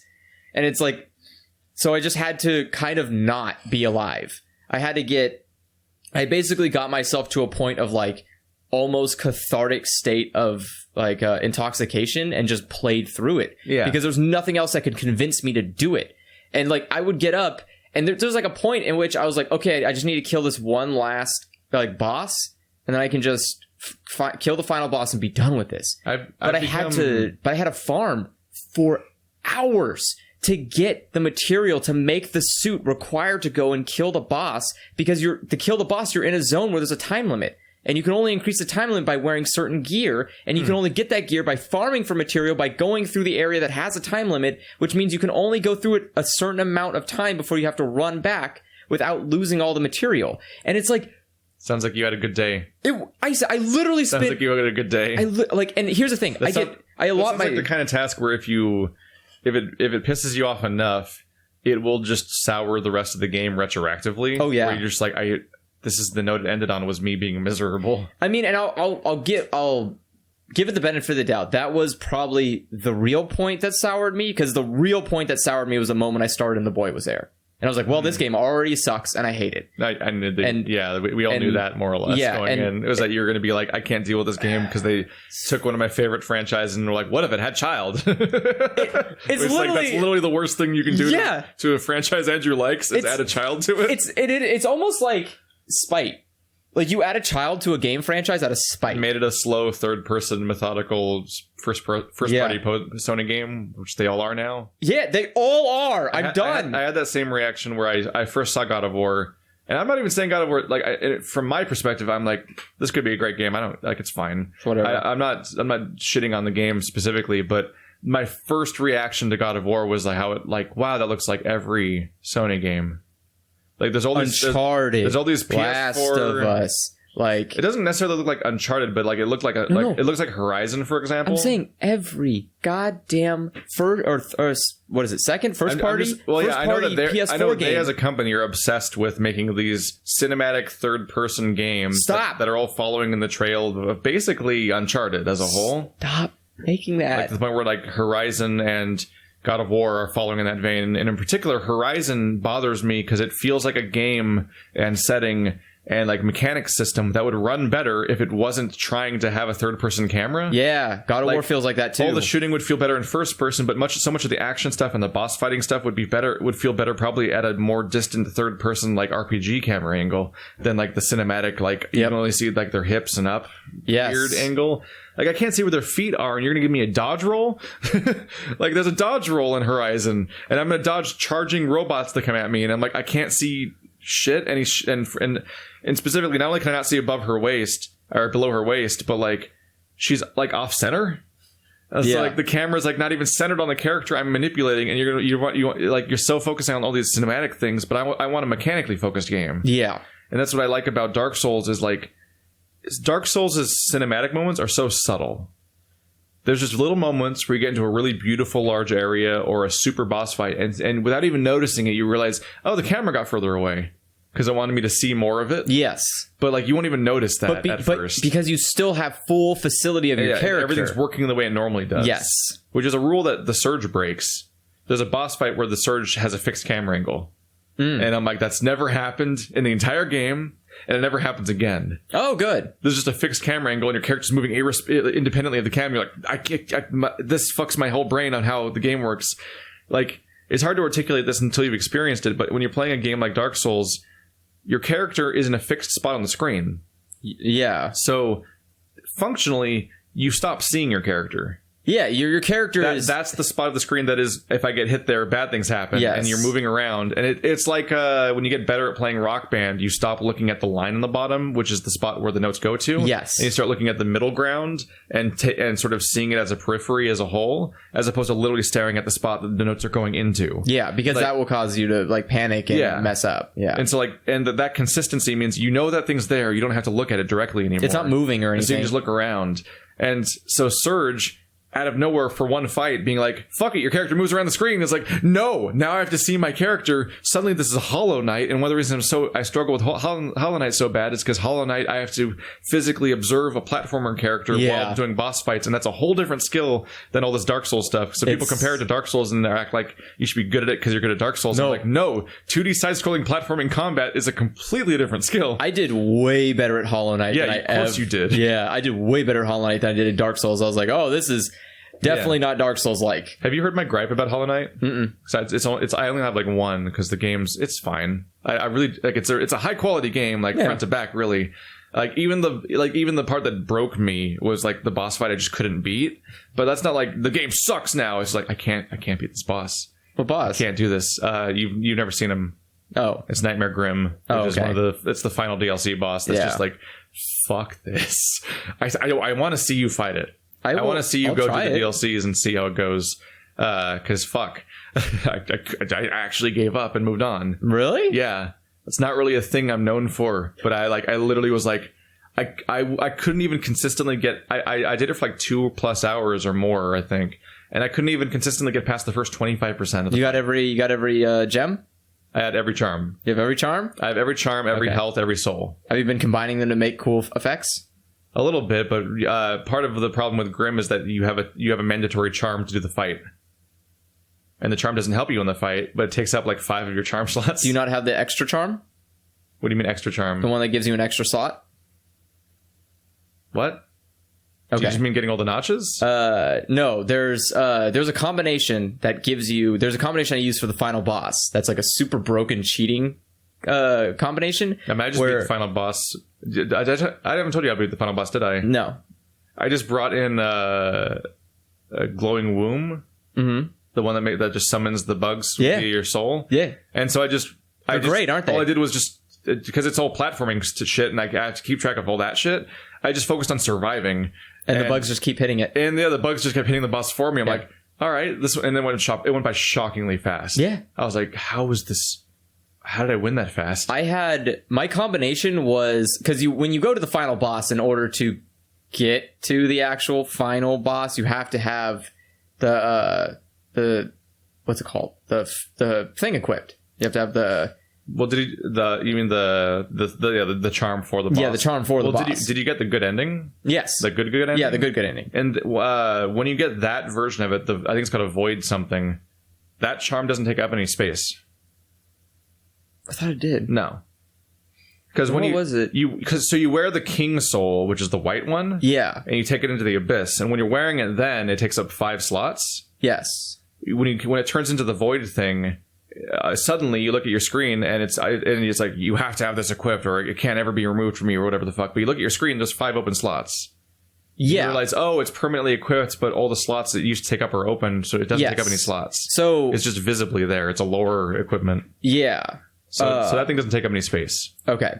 I'm trying to remember what exactly my comp my bad It's been a while now. Huh? Yeah, I remember. Was there no DLC yet when you played it? No, I don't think so. I remember specifically it was a combination where I take 2 damage for every hit, but I do 4 times as much damage. I think you just were overcharmed. I was overcharmed. That's just the thing where you just mash the button until it goes in. Well, there's a specific way, though. It puts you into a state that makes you take double damage. Yeah, well, if you're ever overcharmed, you take double damage. No, I know. But so I was overcharmed, but I also had all these crazy like buff combinations that work in tandem to give you 4 times as much damage. So like basically I was for the final boss, I was like, ow, I got hit. Boof, and the boss is like, Jesus, stop. And I avoided overcharming because for the longest time it sounded like it was an exploit and not a mechanic. Oh, it is. As far as I can tell, it's a mechanic now. Well, it's a mechanic, but it is definitely, you can exploit it super bad. No, I mean, like, as far as I can tell, it's officially in the game now, and it's supposed to be there. Yeah, it's supposed to be there. Like, you spam the button, and it has, like, the whole part where it punishes you now. Yeah. Like, by making you take double damage, is like, it's a mechanic now. Yeah. But it still feels cheap. The way people were explaining it for the longest time made it sound like it was cheating. I thought it was literally an exploit and not a mechanic. It depends. And I think it might have started as an exploit that they then just turned into a mechanic because they didn't want to retcon it out, but they wanted to make it actually have a negative and not just be a cheat that you just win with. But even then, when I found that out, I still stuck with not using it because I'm like, double damage, no. It sounds bad, especially but when you hit these bosses that already do double damage. Yeah, I'm but like, fuck you. If you're good, well, that's the thing. It doesn't count doubly. Oh, so there's literally no consequence then? No. For the double damage. If the boss does double damage, it does double damage. Huh. Which is why I don't care. But what's nice is that it is still it's like if you're good enough at dodging, like I had those equipped for like the last part of the game. I had that set, so I would just run like an enemy would show up dead. Like there was nothing that got in my way. Everyone look forward to Andrew's attempts on Nightmare Grim. I'll try it. I'll probably beat it. To see it happen. I'll probably beat You're significantly better at that genre than I am, so I'm interested in seeing if it works out. I beat that. I remember. I think my hardest one, or the hardest one I ever fought, was the It's funny because I heard about Wonder quitting on that, and I was like, oh, he couldn't beat the boss of that DLC, and he always blamed it on the fact that he hadn't played for a while, so he was rusty. And so, I fought him and it was fucking impossible. I'm like, oh no, you weren't rusty. It's just fucking that hard. But then I look back and find out, no, he actually was rusty because he was stuck on the previous fight. Oh. He literally couldn't get to the hard fight. I'm like, oh no, I guess he just was rusty from not playing and he couldn't get to the hard fight. Never mind. I'm probably rusty, but I can pick it back up. Yeah. I'll just go to the Zod fight. Just go savant it. Because if I practice with him... The Zod fight? Yeah. That's not his name, is it? Zote. Gray Zote. Yeah. Zod. Whatever. Fucking Superman villain. Zote I will do. I'll do the Zote Dream fight. To practice. Because that's a good practice fight. Because it gives you everything, which is like incessantly annoying fucking running and covering the screen. That's one of the funniest payoffs for a fight, though. Yeah. Because Zote, Grey Prince Zote... like that, like he does the same moves he did when in the arena. Yeah. His stupid flailing and shit like that. Yeah. Like it's all the dumb attacks he did in the original arena fight where he couldn't hurt you because he was so garbage. But I think Grey Prince Zote is a DLC fight. Is it? Yeah. I think you had one of the DLCs already, the Hidden Dreams DLC. Yeah, I had the Hidden Dreams. Okay, so you had that one. I did all the dream bosses. So you just haven't done Grey Prince. Yes. I mean, you haven't done Hidden Troop. Yeah, I haven't done the Hidden Troop. Yeah. So you've done... Yeah, the DLC bosses for Hidden Dreams are Grey Prince Zote and White Defender. Okay. Are the two new fights, but then there's 3 dream versions of previous boss fights, but they're just harder and faster. And then there's a whole... all right, and then all those random people that give you like 200 soul were in the original game already. Yeah. So I kept thinking because there's a DLC called Hidden Dreams, I kept thinking everything involving the Dream Blade was DLC. Oh, okay. So I thought all of those random ghosts you see everywhere, that's like, I'm a fallen champion who, or whatever the fuck. And you fight him, and he floats around his graveyard, and he's like a mini boss. I thought those were all from the Hidden Dreams DLC for the longest time. Because it's called the Hidden Dreams DLC. That makes sense. Until I realized that the Dream Nails are mandatory for beating the game, basically, and really important, actually. Curious question. Did you go to the hall that's across from the lady? Where you turn in the, what's it called? You turn in the things and she gives you stuff. The old seer, the one that gives you the dream nail. You mean like the one that looks like a Kickstarter backer room? Yeah. Across the way from her is like that hall that has all the ghosts. Did you go in there and like try attacking the ghosts? Yes. Did you kill all of them? No. I killed every ghost in that room. I realized what it would take. Yeah. And I was like, fuck no. Oh, I killed every ghost. No, I tried it. I figured out how to. I figured out how to fend off the guy that attacks you and everything. Yes. And I was like, oh yeah, cool. I'm not doing this that many times. This is a pain in the ass. I am not consistent at stopping it, and it's a real pain. I don't know why, but I was just spiteful. I was so convinced that something good would happen if I killed all of them. As opposed to you just getting one dream essence over and over again. Yes, which is all that happens. It's all that happens. It was worth it though. Because then I go. You can feel like you did that. Well, because then every time I go into that room, it's just nothing in there, and I'm just like, why do you? As if there's reasons to go there in the first place. No, but it's great because you walk in, there's still the thing that's waiting. You get more dream essence by doing the platforming thing in that room, which I did. Yeah, I did that. I did all of it. I cleaned that room out. You don't even need it to either. No, fuck them. I think those are supposed to be like backers or specific. Yeah, they seem like that. I think that was my first guess because all of them scream like OC Do Not Steal. Yeah, like a bunch of them have really the kind of obnoxious designs. Yes, and also one of them's a weird child thing, and I'm like, what? How does this fit with the rest? And it just screams like a bunch of people that had a certain backing tier could just make up a thing. And that's why I also wanted to kill them. But you get enough dream essence if you just defeat Zote, White Defender, and all of the mini bosses. That's what I did. And like with that, and the platforming ones. Like everyone was saying you have to do the 3 super hard fights in order to do it. I'm like, I didn't do any of them. I was like, fuck that. I tried one of them. And I'm like, no. Which one did you try? Lost Kin. Which one is that? It looks kind of like your head, but under some tentacles, and you fight him, and that's when the corruption shows up in the first zone. Oh yeah. And then you can fight him again, and I was like, fuck no. Like that's horrible. Yeah. I just noped out of that immediately because he was just destroying me. Yeah, I think the one I hated the most was the guy that spawned the meteorites that fall down. Like he jumps around and he like has like the meteors come down. Like he jumps at you, and then when he jumps at you, like rocks fall, and you're like, fucking why? He has a dream phase. And his dream phase is like... Is it the Dung Defender? Yeah. Not the Dung Defender. It's the... It's hard to keep track of some of these. Yeah, I can't remember its name. For me, the hardest boss in the game was one that you actually can't relate to because it wasn't hard when you fought him. Who? The Mantis boss. Oh. Not the triple, but the one that's on his own. Like he's like an exile or whatever. Oh, that one. He was apparently like a pushover fight, so they buffed the fuck out of him. And he got really hard. He was the hardest boss in the game for me, I think, until I fought Nightmare Grim. Did they buff him? He was fucking brutal. They gave him new attacks, and he's really aggressive, and he does 2 hearts damage. Like, they made him way tougher. God damn. So apparently he was just a pushover that would just instantly die. And it was just like a super easy fight. And so they did that. But if you play it again, then you have the Grim Troop DLC to go into, which is 2 fights on its own. But then also, what you need to look out for is the Lifeblood DLC was the free update they did where they did a bunch of under the hood stuff that makes the whole game run better and a bunch of stuff like that. Okay. But in addition to that, they added a boss to the B area. So there's a boss, there's a B boss now that you can just go back and fight. Final B boss? Yeah. Stupid. You gotta fight every boss, Andrew. But I want to see you fight Nightmare Grim. I'll fight the Grims. King Grim. Grimming McGrimmington. I'll fight him, beat his ass. Yeah. And I'll just rip your video and show it on my channel.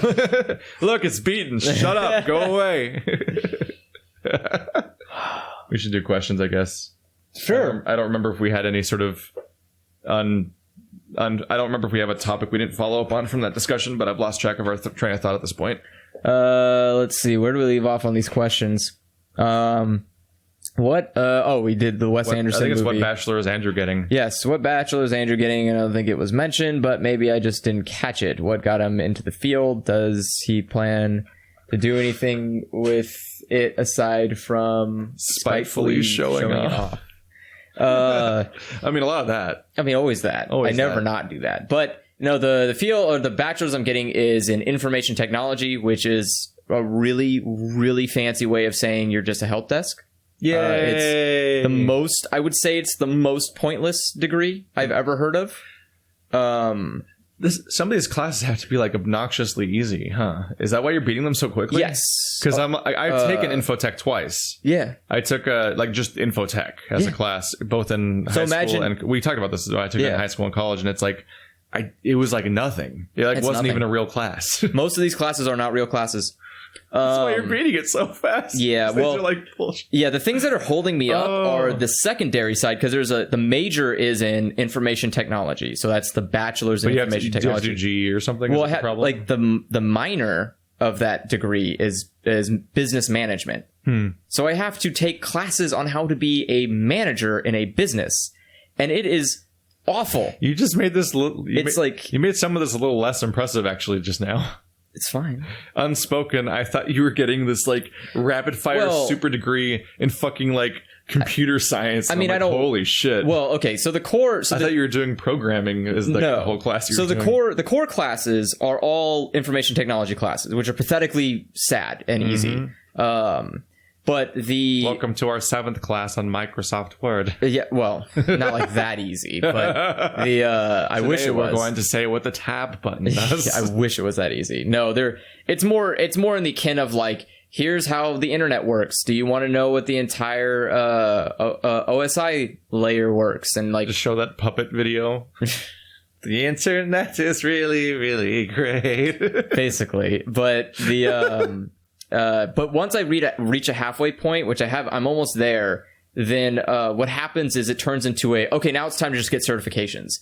And those become a fucking nightmare, because it's not the college doing it anymore. Now it's like a third party comes in and says like, I'm going to teach you how to school. And it's like, is this the same one? No, it's not. So you haven't even started that yet. That's the whole next thing coming up. I haven't done a single degree or a single at that in fear.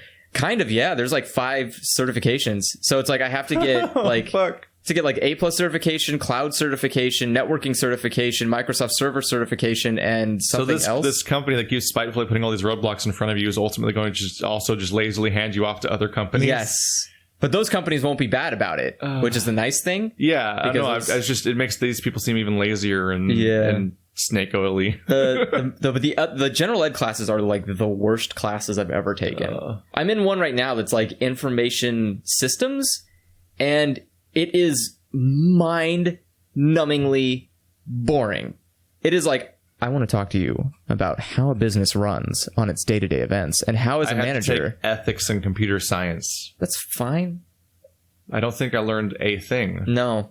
Like, I just was sitting there, just waiting. Also, we were the satellite class, so we were watching a live stream, essentially, of the actual class. Oh.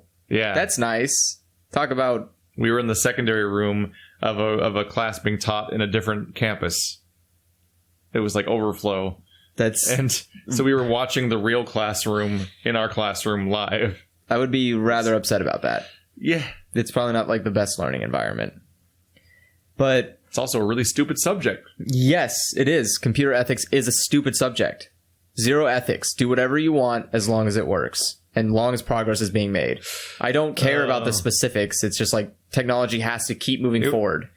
To rebuff Andrew being a lunatic, it was just more that it was like, I can't believe we even have to have a class about this, because every single thing was just like, yes, obviously. Yeah. Yes. What? It's all common sense stuff, too. Where it's like a bunch of computer equivalent of like, do not shoot your dog. I'm like, yeah. What the fuck? Why are you telling me that? Yes. Now that you brought it up, it got weirder. See, my problem, I will say the problem is I have to like kind of push myself back, because there are moments where I can't tell what information is not common knowledge to me. So like someone like I'll be taking a class and it'll be like, all right, we're gonna get like super. You're trying to think of which things you know, which things that you know are things everyone knows, which things are actually weird esoteric information. Yes. Yeah. And it's really hard because then I'm saying, yeah, these classes are fucking a breeze. But like I went through the entire process of how to encapsulate a packet and send that packet and then receive another packet. And that was just like common knowledge. Like, why wouldn't you know how? Yeah, people definitely don't know that. But how do you not know how that fucking works? I don't know that. It's like the most important. That's literally how you do anything on the fucking computer ever. I learned it and forgot it because you were there. You were there when I learned it. Yeah, but it's like we were in the Cisco class where we learned about packets and everything, and it just never came up again for the next 12 years. It's very literally important. Never been discussed a single time since then. Well, so I've just forgotten all the details. Yeah, but like and I work in that. And I'm like, I don't remember how packets work exactly. And that's the thing. Because it's literally never been discussed a single time in any context ever until now. I might be smudging the details here about how easy this degree is. To me, it seems like patheticness. Because every class I jump into, it's like, oh boy, you hope you're ready. And I'm like, yeah, I was ready in high school, which is when I learned this, asshole. Yeah. Can we do something else? But like an average person would be like, I don't understand why an OSI layer is very important for me to memorize. That's how I feel about math. I mean, that's how I have this with math where I'm like, there's a bunch of stuff where like, doesn't everyone know this? Like, yeah. Just all the time with math. And I'm like, wow, I don't even know how to explain this. Like, this is basically how the thought process goes. Like, I don't even explain this thing that I've just known innately for like 15 years. Yeah, that's how I feel about computers a lot of the time too, where it's like, someone will ask me, oh, why isn't this working? Because you fucked up. And it's like, well, can you be more specific? No, because then it's too in depth for you. And when I don't know how to like. And when someone doesn't know a subject like that, it's just like the task just isn't possible for them. Yes, somebody has to teach it all to them from scratch. It's one of those things. Like, you don't even know what questions to ask when you don't know how the thing works. Like you're just fucked. Yeah, and there's nothing I can do for them either. Because like if someone goes like, it's not working, what do I do? It's like, you just have to give it to me because I'm not a 6-month course. Like, yeah, because it's like I can't explain it to you, and people get upset when you do that. People will be like, well, just tell me how it works. I'm not trying to be hard. I literally cannot give you years and decades of knowledge just right now. I'm not going to give you a lecture. Like, you don't need the lecture just so you can fix this one problem. Like, that's my... Which goes back to the family conversation things about, like, when people like try to ask questions about my job, it's like, I either give them the simple answer that I know has worked, but just doesn't really stick ultimately, or I can give them the answer they're not prepared for. Where I teach a course on what the fuck my stuff is and how it works. Like you're going through scheduling. And that'll also not stick because they just won't actually be listening. It's been the actual result I've gotten from doing said thing because I have done it. I have given the full fucking explanation and it does not stick. That's what my grandparents don't understand. Podcast. Yeah, my grandparents don't understand how remote computer work works. Like when I try to explain what my job is, where I work on like projects remotely, they don't see it as a real job. They go like, you need to get a job, Andrew. It's like, I have a job. I do the job and I get paid for it. Just like, yeah, but you're at home all day. Work doesn't necessarily mean I'm in an office with a bunch of scum. Like, that's not how a job works. You can do a job not mutually elsewhere. Exclusive. Yeah. Do they think that writers like go off to their writer office to write? They think there has to be a work place. Do they not understand that writers work at home in many cases? No. Like authors? Well, they have, but that's the thing. Also nowadays, because of this decentralization of news media, a lot of people that are like newspaper daily writers often still work at home. They're just now journalists, because freelancers. An office is too expensive for the process. Yeah. And so but it's like, because I'm doing computer work, it doesn't make sense. How can you do computer work when you're not at the computer? Because the future has moved on. Yep. We don't need to physically be there. It's not like doing a tooth surgery. I can't fix this question happens all the time with Marty because they have that weird nebulousness of like, he can just decide to not go to work, but go to work. Yeah, you just be at home and work. He can work from home, and he does on a regular basis. And it just really just highlights on a weird level, like, why do we have a building? It's more for like centralization. You just have a building so that way you can get people together and be like we're all working together. He literally goes home and works from home instead of at work because he'll get more done.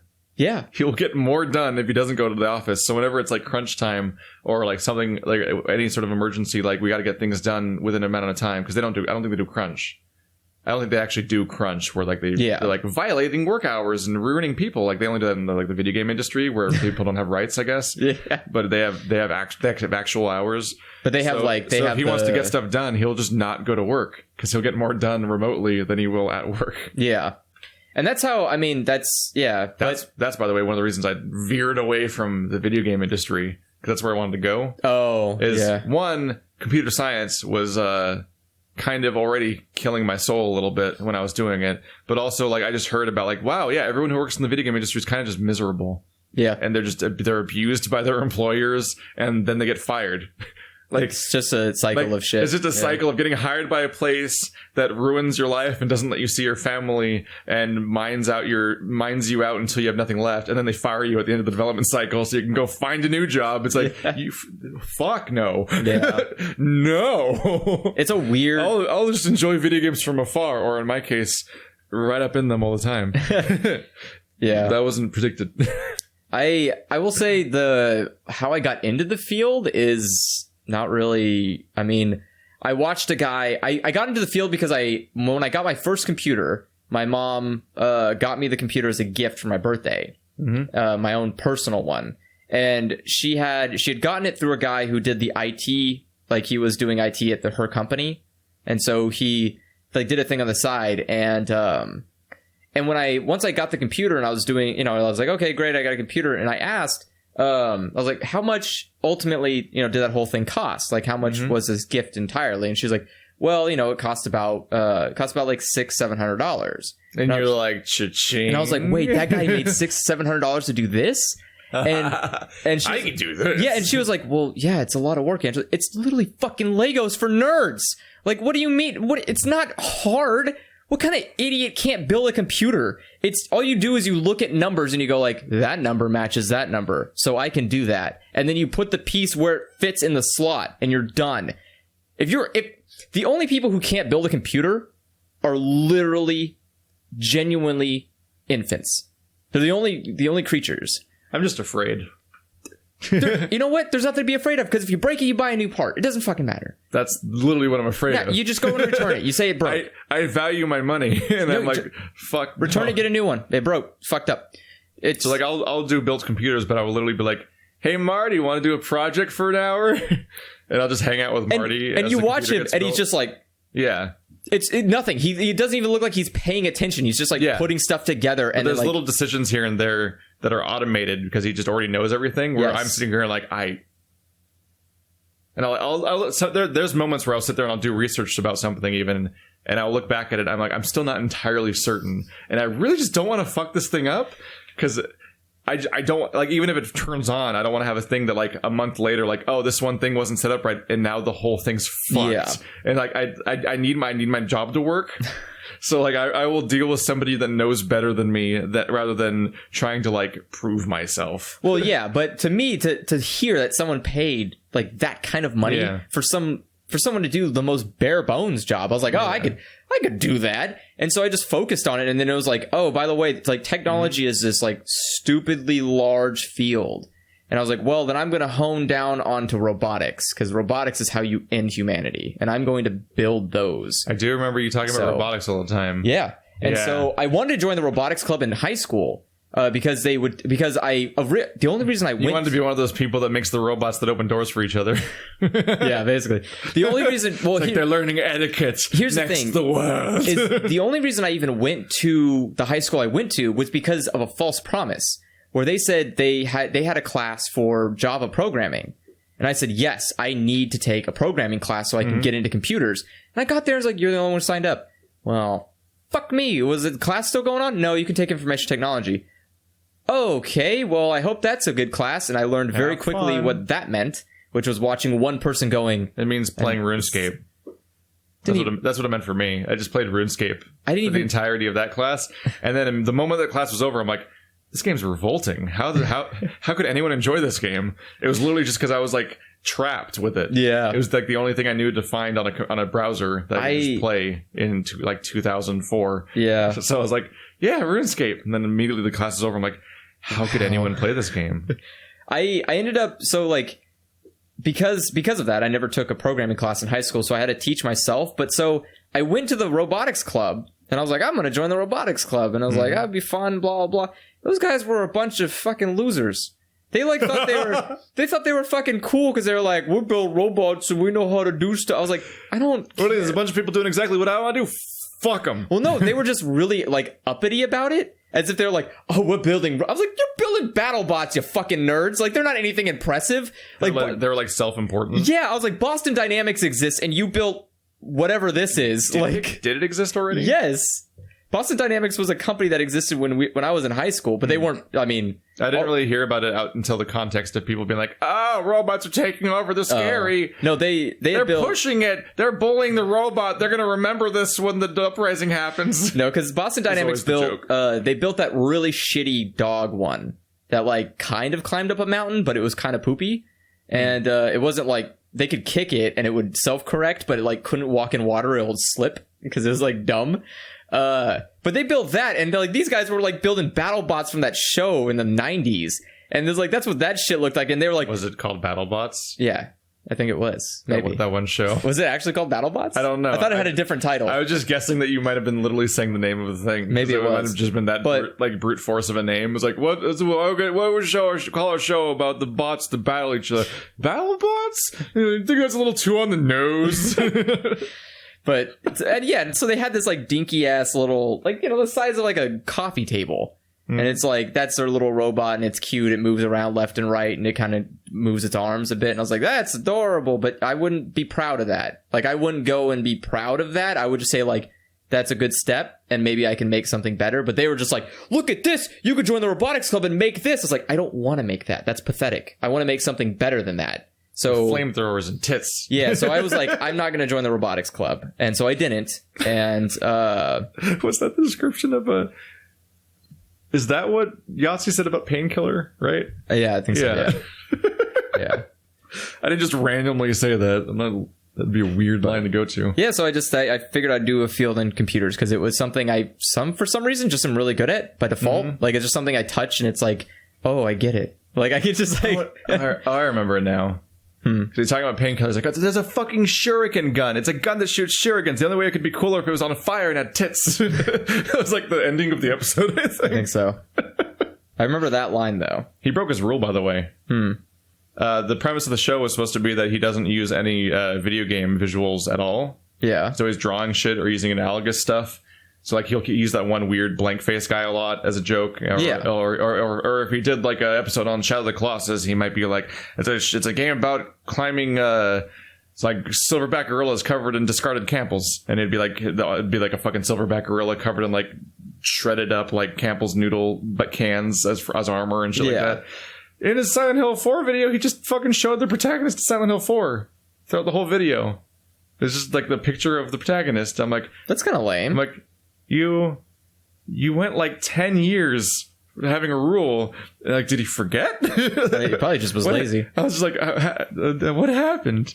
It was just a weird moment of like, this doesn't actually affect the enjoyableness of the show necessarily. It's just weird to watch like a rule be stuck to for like 10 years. Yeah. And then suddenly not. Yeah, it is kind of a weird thing to do. I don't know why. He always draws the little cartoon people. Yeah, and they're fine. I imagine he has a template at this point. Like, he has like a mass of them. So I don't know why he would just cop out and be like, here, just doing this. It was weird. It was just what's funny is that I watched it at first, and the whole video, I'm like, something's wrong, and I don't know what it is. And then after the video was completely over, it finally occurred to me. I'm like, oh, he broke his rule. Holy shit. Because like it's not like a natural reaction of like this video is bad because of this. Yeah, it's literally just like, no, there's like in the back of your head there's a thing that's always been true that suddenly stopped being true out of nowhere, and I didn't know what it was at first. It was just a weird moment like, oh shit, that is kind of a weird. It's a weird feeling. So let's see. It'd be like if just one day Cryonic just had a face cam and there was no pomp and circumstance about it. Just like, he's just like, here's my face. Yeah, it's just Cryonic's face and here's my address, and like just stopped being really weirdly private and secluded and secret. So let's see. Say you were unable to make more videos for whatever reason, and your YouTube career would cease to exist. What jobs would you consider taking to maintain a steady income? The one that hires me. Was this fucking like this employees market that they're imagining where we get to pick shit. Yeah.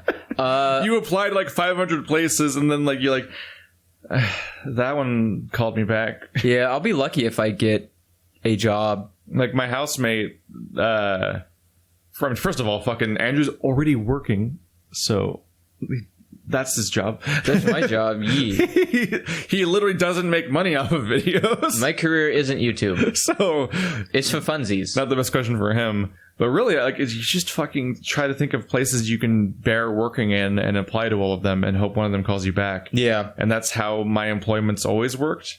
Yep. Like, that's how I got Best Buys, because they were the ones that called me back, because all the fucking outlet stores around here were too good for me. And I got the water board job because they're the ones that called me back one day. And it's like, took a fucking year to get that job. I remember. It was absurd. I remember how much effort you put into getting that job. And there was a paranoia moment. There was some confusion happening because we were in the garage with Lewis and Will that one day. We recorded like the YOG and D&D and stuff, Diablo 3, I mean. And Lewis thought that somebody saw my application and was like, oh no, he doesn't want this job anymore, and like that was somehow a rumor. So like I called in to try to confirm that I still want the job, and it was a really bad, awkward social situation where I'm like, I don't even know how to do this call or how to contextualize it, because I don't know if the premise of why I'm calling in the first place is even true or not. Yeah. All I know is I'm trying to get a fucking job, and I can't tell if this is going to work or not, or if the thing he said was true. And it ultimately, like, it kind of just amounted to nothing, or maybe it didn't, because I got a job a couple months later there, so it might have been like a thing that made them remember me or some shit. Probably. I don't know. This guy called and said we thought that he didn't want the job anymore for some reason. It's kind of weird. Why would someone do that? It's like, I don't know. I don't remember that name though. I don't know. I don't live in this fucking fantasy world where it's like, I would like to do this, and that's the job that I get. Yeah. Like, that hope got stamped right out of me by the actual process of trying to get a job. The market is not a one where the person doing the jobbing gets the employee doesn't get to choose where they want to work. It's mostly you don't have fucking 20 offers and you get to pick your favorite. Yeah. Like that's, and I mean, that's like, not I don't, the realistic outcome. Like my dream job, I will never get to. Like I dream job, like to do robotics. Yeah. Like this career, the career path I'm on right now, I'll basically be set in a position to be able to be a head of an IT department. Like I could be a manager of an IT department. Mm-hmm. And that's great. I mean, it makes a lot of money, but that's not what I like. I don't like to deal with idiots every day who are like, I can't access my Gmail. Yeah, because you're dumb. And it's like, I don't want to do that for a living. But if for me, I just desperately don't want to be a waiter. And I don't, and I'd really like to not go back into cubicles. Yeah. Because when I was in the cubicle, I was literally looking up I was researching depression in the cubicle. And that's why I know about how, like, the guy who made cubicles in the first place thought he was making, like, the Swiss Army knife of, like, office desks, basically. And it's so useful and awesome. But then he saw what people actually did with the cubicles, which is like, oh, wow, we can compress humans into a smaller space and make them just be there and just stuff them in there. Yeah. And all the walls will make them, like, will isolate them from each other despite being 2 feet away from each other and all that other shit. And it's like, and it just creates, like, depression and just makes your life worse. And the guy who made them in the first place wishes he didn't make them. It's like Einstein, it's like Einstein and splitting the atom, where it's just like, oh no, like cubicles are fucking awful. I don't mind cubicles, but I'm also very antisocial. So cubicles were great because they were my excuse for why people can't talk to me. When I worked other tech support jobs, where it's like someone would come in and be like, Andrew, no, you can't talk to me. I'm in my cubicle. Like, you need to email me. For me, human interaction is like the only reprieve that can possibly exist from the type of job that would put you in a cubicle in the first place. Because those are also often, like, incredibly monotonous, just awful jobs. I used to, I didn't think this would be the case. I'd rather go back to retail than work in a cubicle again. No, I can't. And I hated retail so much. I've done retail already. I've never even been a waiter. I'm just afraid of being a waiter. I just don't want to be the guy that has to take orders and be. It's two things I'm not fond of. There's the nerves. I'm nervous about the memory part. Okay. Or that kind of stuff. But also, I don't. Did you realize you can't write down the orders? Yeah, right? but I also don't want to ever be. I don't want to be like a niceties job. Yeah, where your job is to be the face that gets all the shit. I don't want to the forward facing like smiley job. Yeah, where you have to like be welcoming and stuff like that. Like I just want to do a job. I just want to work.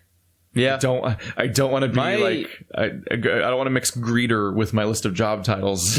Which is what a lot of the service jobs are. I think I always said like my dream.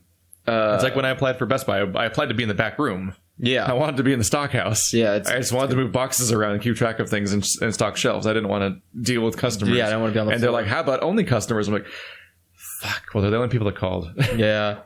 And that's, I mean, my dream situation for a job would be literally putting me in a room and no one could come in. Like, no one is allowed in my room. That would be, and like, people can only call me people can only email me. I'm not answering a call. I'm not going to sit on a damn call because I can't, that's the thing I hate about. You need to become a surgeon. No, I could because I could do it remotely now. Because when you're doing, I just feel like because that puts you in a situation where just for hours on end you're just in an isolated situation. But there's other people around. No one can come in or out. Well, yeah, but there's like other stupid. I don't want to work with employees. I don't want other people near me. I want people you could professionally shut people up by being a dentist. No, because they still try to talk. Yeah, sound like, but it's a prank. But a dentist talking to his patient is just a prank. They're just fucking with you. And you can be that person. I just don't. Oh yeah, how are the kids? Tongue compressor. I just hate that. God, I hate jobs where like people can talk to you. I hate those kind of jobs because those jobs always result in the least amount of productivity for me. Because I'll be doing something and someone is fucking distracting, or someone is trying to like be friends with you, and they're like, "Hey, we're work buddy." I'm not gonna be your friend. Because I'm here to get paid and go home. I have real friends and they're at home. I've had the experience where I cannot concentrate when conversations happen. Yeah. Even when they're not even related to me at all. Like it was always a problem in college where I'd be like on campus trying to study and I couldn't find any place that was literally just quiet. And so I could go anywhere and there'd just be some conversation happening somewhere and my ears would hone in on that and I can't think about anything else besides the conversation happening. You can wear like headphones and just play music that didn't have words. I would sometimes try that, but I don't really like non-vocal music that much. So like I don't have a lot of catalog to go on. So I'd find like some like electronic catalogs to go through sometimes, but it wasn't great. I was thinking more like movie OSTs. That was more or less. Those seemed that to was be some of pretty my good. final solution, but it wasn't great. Yeah. But like the problem in work situations is like I'd be working on my goddamn spreadsheets trying to cross compare values and figure out whether things were set up correctly, and like 5 cubicles down a conversation would start, and that's literally all I can think about for like 10 minutes. Yeah, as it's playing out, I'm like, I'm just not working now. I'm just sitting here listening to this conversation, which admittedly is more entertaining. So I'm just like, oh, this is kind of a nice break, but I'm literally like, I literally can't get work done. My brain doesn't work that way. I can't shut out conversations. Like I can shut out the conversations myself. The problem is I get agitated by the fact that they exist. You're just mad that they're not working. Well, no, I'm mad. Distracting at all. I'm mad because like I have like them talking reminds me there's other people in my workspace, and I'm serious. Like that's why I like my office is because it's very quiet. I can work at my own pace. I can say whatever I want. Like if I'm in front of a computer and I'm working on like something for a client and they ask for something stupid. Your only judge's shadow. Yeah, and I could be like, this person's a fucking loser and I hate them. But you can't do that at a company. They get really upset with you. Like, I know because I had that firsthand experience. You got fired for bad attitude at your last job. One of my jobs was bad attitude and I got fired for it. And rightfully not so. Because I never mistreated a customer. I've never poorly treated a customer. I think we told the story on the podcast, right? We told it, I think, on SADcast. No. Yes. SADcast didn't exist yet. I don't think it was this podcast. I think it was this podcast where you talked about your stories about like essentially antagonizing your it was one of the first episodes of this podcast was called Fired from Every Job. That's where we definitely went down that list of stories. That was literally the name of the podcast. I think it was episode 2, like the one right after the one where we recapped our history. It's true. I've been fired from like almost every job. Yeah It's just I just don't like being around people, and it's fine. You can make a good work environment without being around people. I don't know why that's like a requirement.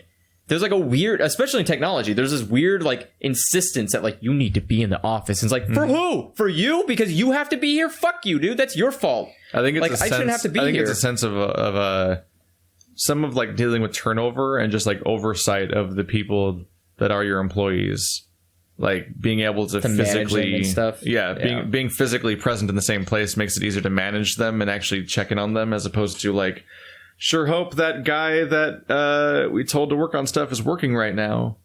I can see that. New hire or whatever. But like, if you show that you have a good work ethic, then why can't you just be allowed to go like like Marty?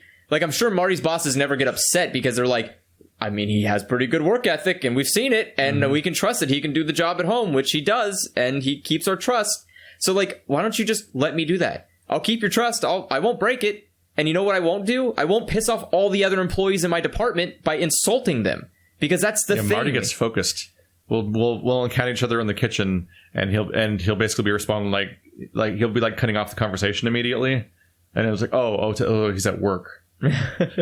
It's like why doesn't Marty want to talk? It's like, oh, he's actually at work right now. Yeah, he's like working. He can't just sit here and talk for 10 minutes about dumb bullshit in the kitchen, because he's got to go. He literally was just coming down for a drink and is moving right back to he has to get back to his computer immediately. I have that problem with Discord, where I'll be on Discord for like way longer than I should be, and then I'll look and be like, oops, it's been an hour. That's fine. And other people can't. Like, I always feel weird because I'll be sitting there, I'll be like having a conversation, and then I'll be like, I want to talk to this person, or I want to talk to that person. It's like, all these people are working. And it's like, oh, right, you guys are all like in really shitty jobs that you can't just freely communicate in as you freely want to do so. So I have to like... It's one of the reasons why I don't engage with Discord super heavily, is because... you just get lost into it? I normally don't... I've never been a chat client person. So I don't get sucked into chatting, generally. Okay. But so that inherently leads to a thing where like I'll prioritize work over chatting and stuff like that, and so I'm already negligent of Discord a bit because of that. But then there's the additional thing where I'm often afraid to talk in Discord because I want to get work done, and if I say something, it might actually spark a conversation, and then I'm like, fuck, I can't leave now. Yeah, I can't split.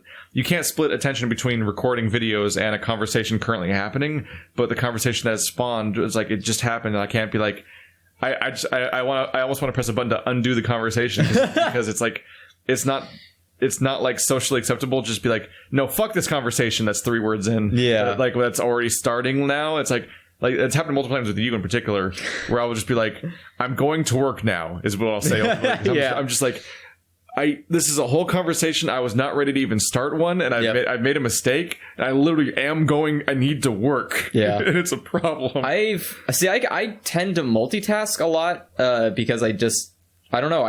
I for some reason can do that without effort. I literally can't. Yeah, that's the thing. A lot of people can't do that. They can't like. It's not even like the brain thing. Like the job I do, I can't like be multitasking in Discord, because that means I'm literally just gonna stop talking. I'm recording. I have to do my job. I can't multitask. I like I would probably say a good half of the videos that you ever see on, like, even especially God of War, that you ever see that on my channel are like, I'm just talking to Nea while I'm recording those. Yeah. And I'm doing it because like the moment a cutscene happens, just gone. I'm just sitting there and I'm typing and typing and typing and typing, and then the moment the cutscene's over, all right, back to playing. That's not multitasking though. That's literally like, I'm not paying attention to the story. Yeah, you're just leaving one thing to do the other thing. Well, I mean, I am paying. Fuck off. I guess I am paying attention to the story because I need to figure out what I'm supposed to do next. But the idea is like I find time. I always find a little crevice of free time in anything and just exploit it as much as I can, and then go back. I've had moments of that before. There's been a couple of times where I'm like, fuck, I definitely just missed what happened. Like just a momentary like I'll just do it. It'll be work getting in the way. It'll be work getting in the way of itself. Basically, where like Discord will be open on the tab, and the little notification thing will show up on Wander's server, which is where our private room is, and I'll be like, fuck, I can't see it. Like I can't see it because it's on it's open to my server. You don't have it on your phone? Well, that's the thing, is like it's open to my server. So I can't see it, and I can't like alt tab out of it because that'll fuck with the recording. Yeah. So then I'm like pulling up my phone to switch to there, to switch to Wander's server, to switch to the sub channel, to then read what the fuck it is, because it could be relevant to like what's happening like in a couple hours. Yeah, or even now, like, oh, we're recording now. Like, ah, fuck, or it could affect my decision making right now, and then I'd be like, oh shit, what was the conversation that just happened in the game? And like, just it's amazing that my job can get in the way of itself sometimes. Yeah. But I'm like, fuck. Yeah, it's always weird. Like, I always have to just like remember that people don't have that time. Mm-hmm. I forget that a lot, where I keep thinking everyone lives in this like, oh, I'm just in front of a computer all the time, and I could just type and on Discord, or like, you know, I can interact, I can watch videos, or like, I will consume myself with like, I'll work on a project and watch anime at the same time. Like, I'll be sitting there writing an essay about like, how does networking work? Blah, blah, blah, blah, and I'm sitting there like watching anime while I'm doing it, and then I'll go back and proofread it once the anime's over. You know, like, oh yeah, that works. Submit it, go, and like, I'll do all that kind of shit. I definitely can't do that. But it's like, I can't dual wield language. The language center of my brain needs one focus. I have to pick one thing. I cannot consume media with language in it while also writing language and stuff like that. Yeah, I can see how it would be hard. I guess it's because, like, when I'm reading when I'm listening to a podcast, I have to pause the podcast if I decide midway through I'm going to like catch up on comments on my YouTube channel, and I'm scrolling up through all the dashboard. Go through the ritual of hitting refresh on the dashboard, then scrolling down to the part where like we left off with like the previous comments. Yeah. And then go up from there chronologically and shit. And like that whole process I have to do with the podcast paused, because I will not be able to process both at the same time. Okay. I think that's a pretty normal thing. I would say a lot of people probably do that because that's how brains work. Yeah. And they should work that way, because you should focus on the one thing that's important at a time. I think that a significant amount of people who think they can multitask actually can't, and they just don't know. Yes. I think people misunderstand what multitasking is. People think like what they're actually doing is they're just ignoring one thing for a while to do the other thing. Like, and so there's a lot of people that think they can multitask, but they actually aren't processing what's happening in the other one. Yes. Like, I've had that moment where I glance over at Discord for a moment, and then I'm like 10 minutes into this episode, I don't even know what's happened. I just realized like I'm just gonna start this over, because I literally have tuned it out. And like I did that all the time with he used to piss me off so much. I'd hang out with Max, and we were gonna be like, we're gonna binge through all of Heroes, like the show. Yeah. So I had the DVDs and everything, and he would just pull out his phone and just start texting for like 30 minutes during the show. Yeah. And he would just text throughout the entire show and never look away from his phone. And but was he retaining what was no. No, he was just not watching the show. That's not and good. He thought he was watching the show. If you talked to him, he thought that he would, like, he didn't think he was skipping the whole show. Like, he didn't, that wasn't true. But if you quiz him on anything, he didn't know fuck all. Huh. And so like that kind of stuff happens to me, where like I have a moment of like I get distracted by something for a moment, and I'm like, I realize, oh shit, I just lost the last 10 minutes of this show or this podcast or whatever, and I'll quiz myself on it, like what the fuck's happening, and I'm like, no, self-test failed, and I'll rewind to rectify the fact that I just lost it for a bit. Yeah, I think the best way I always describe what multitasking is, it would be like if you're doing taxes while juggling. Is like, that would be the idea of like, because those are two things that you need a lot of focus on, or you're gonna fuck up on something bad. I mean, if you fuck up on your taxes, you're getting fined. If juggling you fuck up on might be a bad example, because if you're good enough at juggling to actually even be juggling in the first place, it actually kind of becomes more automatic. No, I mean like real juggling, like chainsaw juggling. Like, I'm saying like juggling with then wrists. A lot of it's automatic, or you'd always be fucking up a bit. There's a whole thing going on. But you still have to remember to keep the motion going. Like, it is still multitasking, because you can't just stop. Like, if you're like trying to figure out or do math in your head, you can't be like 3, 2, oh shit, I gotta juggle. Like, and like and this is a dangerous thing to say for us, because we're literally on, like, somebody is playing a video game while listening to this right now. Yeah. But like, my experience was when I went through a lot of high school and stuff like that. It's when I played stuff like Nier for the first time. A lot of that stuff was media I was consuming while also consuming secondary media. Yep. It's around the era where like the Rooster Teeth channel was full of like the Achievement Hunter achievement guides before they split off, and then also eventually stopped doing achievement guides. Like, there was a lot of listening to that stuff and listening to podcasts. I was listening to half that stuff because I didn't know what podcasts were yet, and then they made a podcast. All that multitasking where it was like, I'm playing a kind of passive thing or a grindy RPG or whatever the fuck. and then the multitasking. There's the number of games I would play multitasking, and I'd basically just be like playing the games to try to get the achievements, basically, while also listening to other crap. I found that I didn't retain so much of those games in many cases. And it's like even though I was able to play the game and consume the media, I found a lot of the time so much of that just got dumped by my brain ultimately. Yeah. The multitasking is actually kind of harmful to your ability to enjoy some of these things. It can be. If you're I mean, I would not recommend trying to multitask while doing something you enjoy, for sure, because it can diminish the experience. The only issue I've ever run into is if I get a hang up on something, like if I'm watching anime and trying to write a paper at the same time and I hear a word I don't know, I have to like shut it all down real quick. Shut it all down. Yeah, I have to like stop typing, stop the anime, and I have to like, okay, I don't know what that word is. And I don't know if that's relevant at all. Like, I don't know if this one word is going to be super relevant later, and I need to like, what is that word? And I have to look, and it's like, oh, okay, it was something stupid like cat. And it's like, you know, like, but it's the idea that I have to, if something goes wrong in any of those two things I'm doing, I have to shut everything down. Yeah. So it's like, it's not falling apart. It is not, how do I describe it? It is and is not efficient to multitask, because one thing could topple the tower, but if nothing does, you have done two things at one time, and now you are successful. Like, so it is the ultimate gamble. And it really depends on what it's all or nothing, folks. Yeah, it's basically just all or nothing. But you can accomplish two things or zero things. But it's tough it's tough because a lot of people can't do that. A lot of people are in positions where they can't just move away or multitask or do multiple things at a time. They can only laser focus. And I've just never been somebody who can laser focus like that. I need to do I need to be doing multiple things at the same time, because if I'm not, it bothers me. Like, every time we're doing the podcast, I'm fiddling with nails. I'm like cracking knuckles. I'm like moving. You're not used to sitting here. I can't just sit and not do anything. When do the video games come back? That when we talk over the video games. Yeah, even when I'm doing video games, I'm sitting here and I'm using this. Yeah, he squeezes that thing a lot. I have to. Well, that's not. I think that'd be less true normally. What? I think that's mostly true because we're playing Zero Escape, and so like you're at many times you're not even doing one thing, let alone two things. Well, I mean, I'm reading. I have to read the entire time. Even that's not always true, because sometimes they just start talking. Yeah. And even then, it's like you're not dual wielding that with commentary or anything. So it's like it's not the normal like full busyness that Let's Playing usually is. But the idea is like I need to be doing something, and like if I'm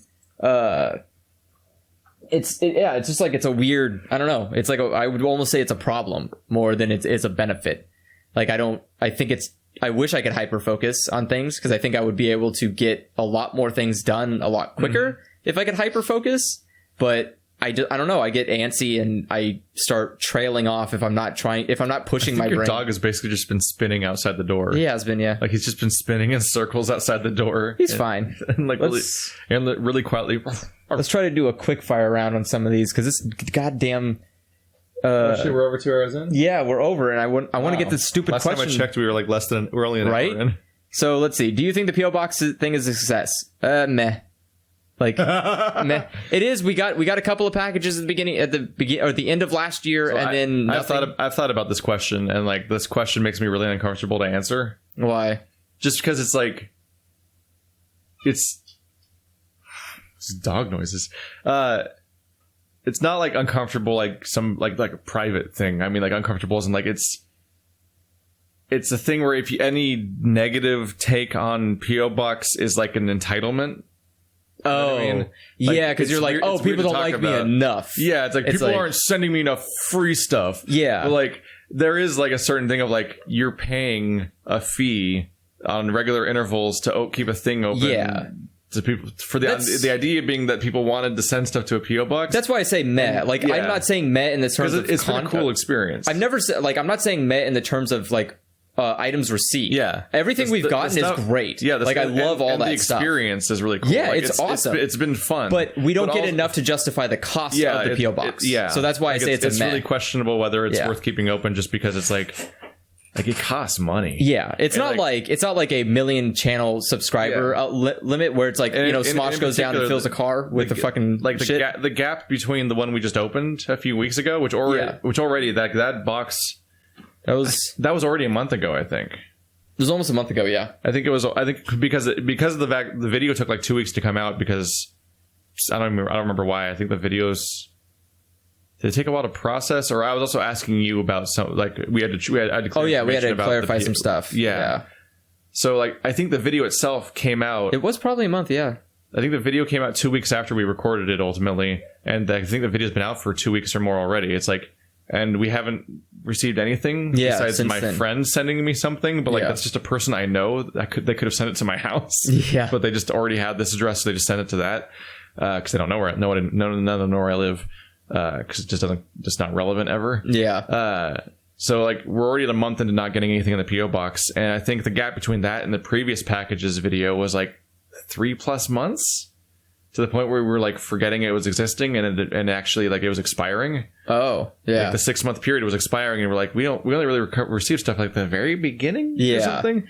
And it's like it's just a weird thing where like if it was literally like, hey, you just open up like. It's just a thing. It just exists forever. Like, yay, that just exists. If it's now, like my regular, if it was like my regular home address. But when you're basically like paying a WoW subscription for it, and you're like, it's been 3 months since anything arrived, so is this worth it? It's like on that level, it's like it is. Yeah, it just rides a line. It does. It's hard to say anything, and you just sound like an asshole. And you sound like an asshole when you're like, this isn't quite working. But it's not to say like it's just that the packages are exceedingly rare. Yeah, we're not sitting here demanding we get more packages. We're saying like from a cost analysis benefit, I would probably not renew the PO box after this. Yeah, because there's just no benefit. There's no decision will probably be made for us anyway when you move. Yeah, but the idea is like. But also, I feel like an asshole being like, "Hey, Andrew, you want to check the PO box again? Hey, check the PO box this week." Because I every single week before I come in here, I'm like, "Hey, you gonna check the PO box in case we have a PO box video to record?" But it's pretty much always just nothing. I get ads sometimes. Let's see. Gross. What do you think of the whole ad blocker debate, especially since at least some of your income must come from that from ads on videos? Do you personally use ad blockers? Yeah, I use ad blockers. I don't really have much to say about ad block debates. I get it kind of sucks for creators, but at the same time, like we have third-party means to do that, like Patreon, which is a probably far more stable and efficient and probably better way to deal with. It's a mixed thing where like ads themselves are really obnoxious and problematic for a number of reasons, and they also literally make websites not run sometimes. Yeah. Like they can break websites. And also some of them even give you viruses and a bunch of other shit that goes like on. Ads are the worst. So much goes wrong with advertising, but it's literally the only way a lot of people survive. Yeah.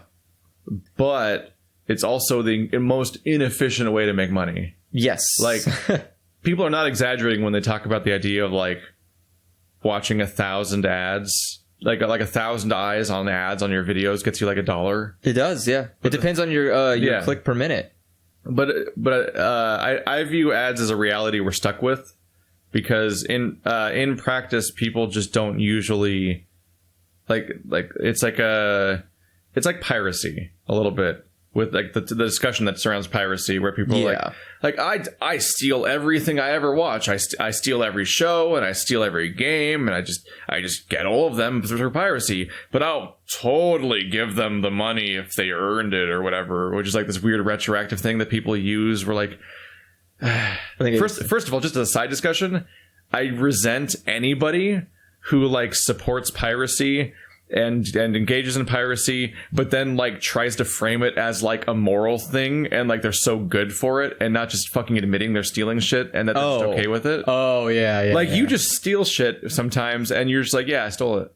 Yeah, I'm not gonna praise myself for theft. Because Andrew's not so fucking full of himself that he has to do a crime, but also convince himself that he's right by doing it. No, there are so many assholes that engage in like video game piracy and stuff like that cloak it in some bullshit white hat nonsense. Yeah, they're insufferable shit people, I've heard that. I hate hearing them speak. I They're used so to, infuriating. I remember at one point I used to say that, where I was like, well, I can't afford the game It's right like, now, just so fucking own up to the fact that you want to take the thing for free. Yeah. Just own up to it. Don't fucking like. Well, I used to have the mindset where I was like, I can't afford to buy this game right now, but I will have money when I get paid in like a week, so I'm gonna pirate it, and if I like it, I'll just buy the game, and if I don't, then fuck them, they didn't deserve the money. And I realized like really quickly where I was like, why would I even buy it even if I liked it, because I already own it? Yeah. So I just in practice that never happens. No, it's like retroactive. It's like retroactively stealing a candy bar and then going back to the store to pay for it. It's like the definition of like the exception that proves the rule. Like anyone who actually does go back and pay for WinRAR or whatever the fuck is like the lunatic weirdo. And even they probably only did it like once or twice, as opposed to all the things they actually enjoyed they pirated. Yes, because nobody actually does that realistically, and that's not a reasonable business model. And so, like, it's fun to be all like, oh, yeah, just everyone give me $1 on Patreon, and then you're guilt-free forever on ads, since literally giving me $1 once is probably more money than you will ever make me on watching videos through the entire future of you watching my videos. Yes. Like, that's how bad ad revenue is compared to, like, $1 on Patreon. Yeah. But in reality, mathematically, people just won't do that. No. And I say that, like, as somebody whose half my income comes from Patreon, is like, it works. It's great. But realistically, the number of people who help me on Patreon is like a couple hundred. Yeah. And my audience is hundreds of thousands of people. Yeah. Like on a daily basis and on a monthly basis and so on, an impossible, staggering number of people watch my videos on a scale that I cannot comprehend as a human that has to have a brain that thinks about things. Like I can't process that number.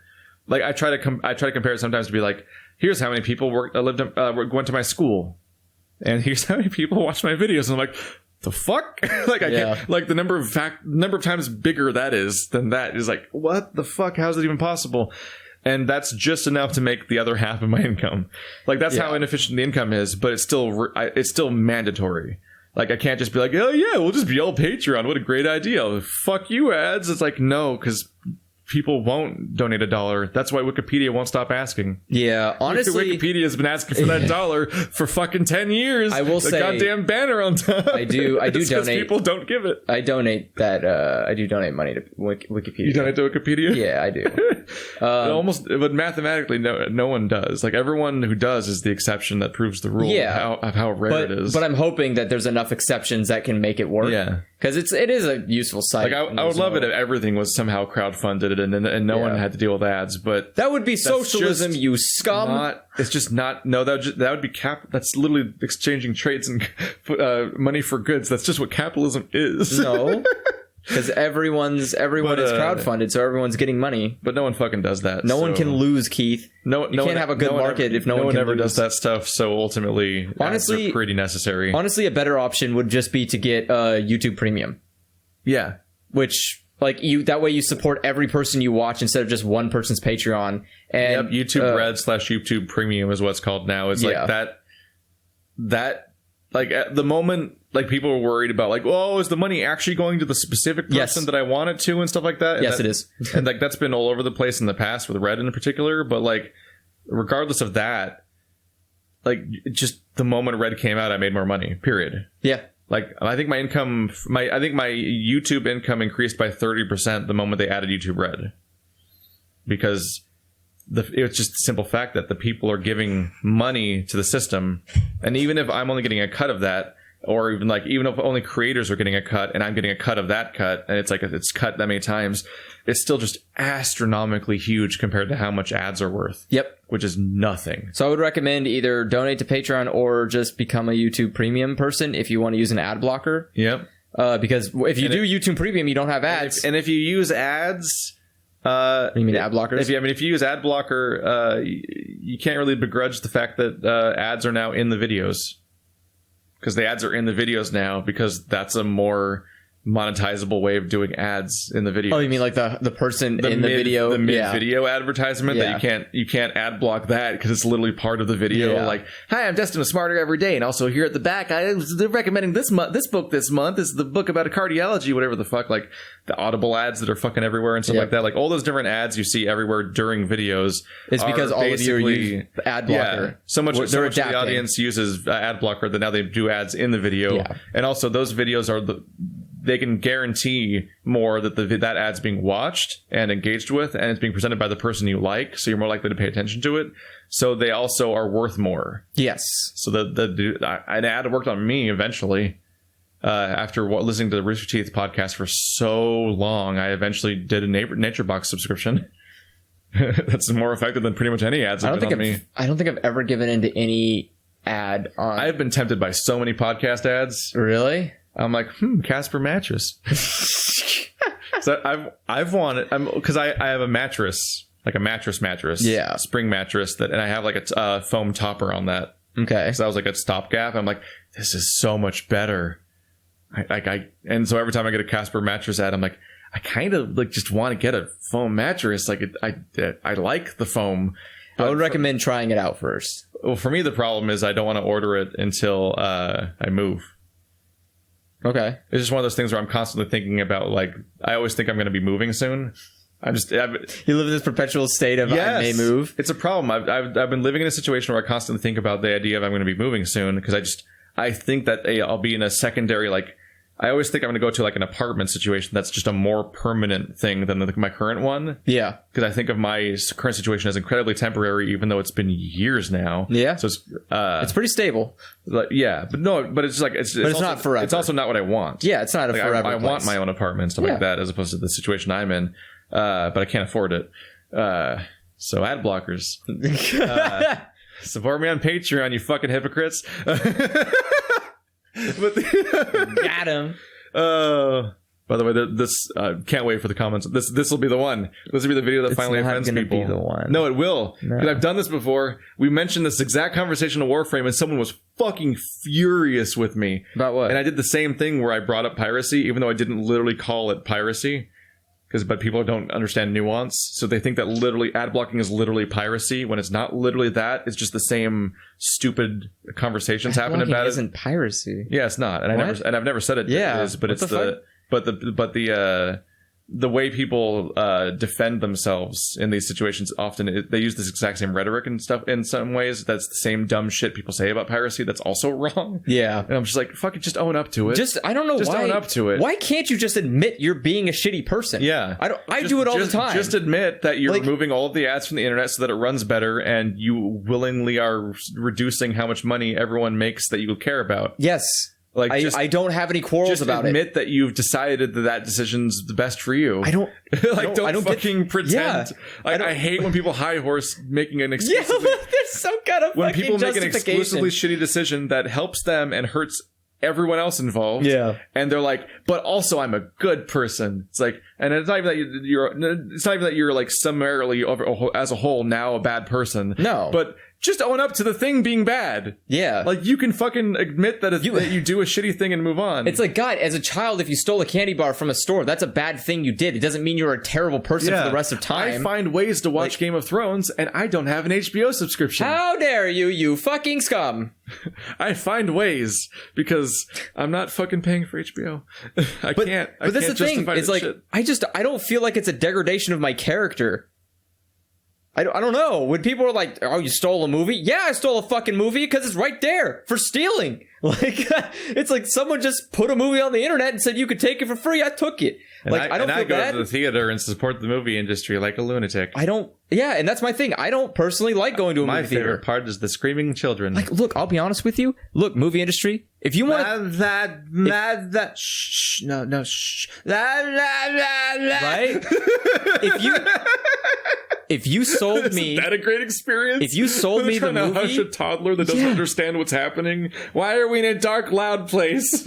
If you sold me the movie on day one, like, I could watch it by myself at home day one, I would do it in a heartbeat. I will not go to a theater and endure other suckers sitting there and possibly being shit. Really fucked up, like... Quality movie? Yeah. No, I'm saying like you enjoy you as it stands right now. You prefer watching like the nightmare fucking cam videos over dealing with a theater. Of Yes. people. And they look bad. They are bad. Look, I watched. That's how I watched Infinity War. Yeah, I watched Infinity War on the shittiest cam I ever seen in my life. Afterwards, where you were just like. I couldn't see anything I say about the visuals, you were just taking for granted because you couldn't see it. I couldn't see anything. Couldn't see it well enough to judge it. I got the gist. That's all I need. It's a fucking movie. It's not like it's anything special. I would never watch something that way. Because my only other option is to go to the theater. I've never watched a theater cam video. Actually, no, that's not true. You know what I just saw? I saw the Blu-rays coming out for Infinity War in July. Yeah. Excuse me, it just came out like last month. Mm-hmm. How do you make how DVD make you fast? Because that's never been the limitation. It's never been a manufacturing limitation. It's been a scheduling thing. How do you even? It's just a matter of like they don't put it out on DVD and Blu-ray at first because they want to fully milk the theater income. But some people take like a year to do that. Yeah, and some people it comes out like a week later. Why isn't it always a week later? It's just their choice. If I had known that, I would have torrent the fucking movie. I would have just waited until it came out on Blu-ray. Because I wasn't gonna wait like a year. Yeah. Because I don't know how long these movies take. For Marvel, it's never that long. I don't know. This case right now might be a little unusually short, but it's definitely never long. Because they have like 3 movies to put out a year. Like they're gonna. Yeah. Normally, when the new one's out, the other one's already on Blu-ray. What's brutal is shows. Shows often take forever to come out on Blu-ray. Like the next season's about to come out, and they put out the previous season on Blu-ray or on Netflix. That's what Game of Thrones does. I think probably smart. I think Game of Thrones they put out the previous season right before the next one comes out. Yeah, but it milks. But they're gonna milk it for the HBO Go. Yeah. So. It's just so brutally late. And honestly, fucking Game of Thrones is so expensive on Blu-ray that you shouldn't fucking be self-conscious about that stuff. Yeah. Just fucking accept the giant amount of money they're paying you to get their Blu-ray, because fuck, shows are expensive to buy. Yeah. They are so expensive. But, okay, let's see. Finish these stupid ones off. That's not... Don't be mean. What... Well, it's like 3 questions per every question. What board games are you into? I know Keith streams Twilight Imperium every now and then, but perhaps there are some personal favorites you have not talked about which are not fit for streaming. That's all you, bud. Don't you like board games? I like board games. I don't have any off the top of my head that are my favorite. I just like ones that are fun. Yeah... I'll play them if there are people who are going to have fun with it, and we'll have a good time. I'm down, but I can go a few different ways with board games. I like some of the party games that are about social deduction or just conversation where there's almost no actual pieces involved. Yeah. So I enjoy Resistance and Dixit, which I think you played both of those, right? Yes. So Resistance is a game where you sit around with a circle of people, and you're on 2 teams. One team is the Resistance and one team is, I don't know. I believe Resistance is on the channel. Yeah. Yeah, we have Resistance footage on the channel. Resistance is actually very streamable, except you just need better overlays and stuff like that. Which Marty could probably make, but our group's never interested enough in Resistance anymore, which is a bummer to me. But Resistance is really fun. Basically, I don't remember which team is which as far as that goes, but one team is the spies and one team is basically the existing government or whatever. Yeah. And... or something like that. One team's the good guys and one team's the spies. I can't remember if the spies are the Resistance or the opposite is the Resistance. But what happens is you're all passed out a character card randomly, and only you look at it. Everyone closes their eyes, and then you do a call out where all of the Resistance members look at each other, so they all know who each other is. Yeah. I mean, all the spies look at each other, but they can't say anything. Which might be the Resistance. I don't remember. It doesn't matter. But all the spies look at each other. They all know who each other is. Nobody knows who the spies are, and basically, you all take turns making a team of people to go on a mission, and the actual mission has no mechanics. You just go on the mission and you just vote on whether it succeeds or fails if you're the members of the mission. And so you'd be like, I'll pick Carissa and Andrew and Marty for this mission, and they'll go on the mission, which means they'll have a succeed card and a fail card, and they'll pick the one they're going to use face down in a pile. You shuffle that pile, and you reveal what the votes are. And that reveals whether the mission ultimately succeeds or fails. and you don't know who put each card in. Yes. And like that's the whole fucked up crazy thing. And so that what happens is you have 5 missions total. One team wants the good guys to win 3 missions, and one team wants the spies to sabotage 3 missions. And whichever gets the majority ultimately wins. And it's all social deduction. You make these teams, and an outcome happens. And you have to guess who is the one. The one thing, there was one fail and 2 passes. Who was it? And you argue about which people on that team were the ones that caused it to fail and stuff like that. Or like a team will like. There's a lot of tactics that go on that are all like. It's all social manipulation stuff that's fun. Where like a mission will succeed, but you don't know if that mission succeeded because everybody was actually not a spy, or if somebody was playing low to make you trust them for future missions. And like it's just a lot of arguing about stuff like that. There's a lot of stuff that goes on, and it's fun. Like it's a fun type of genre of board games. And Dixit's really fun because that's the one where you have a bunch of really large cards of beautiful paintings, and you all take turns giving a clue. The person who gives the clue says their clue out loud. It can be anything. It can be a movie reference. It can be a quote. It can be a sound. It can be a description. It's just verbal clue is the only rule really. And then you just put down the card face down, and everyone has their hand of cards, which are also all these beautiful paintings that are all really weirdly have like a certain amount of crazy variety and a certain amount of weird convergence of topics. Yeah, there's certain overlaps. And so they all put down a clue that they all put down a card that looks like your clue. Or that they think fits your clue. And then what happens is you shuffle all those cards and you play them all face up, and people will vote blindly, as in like they'll vote where you can't see what each of those votes are in the process, which one they think is the original person's card.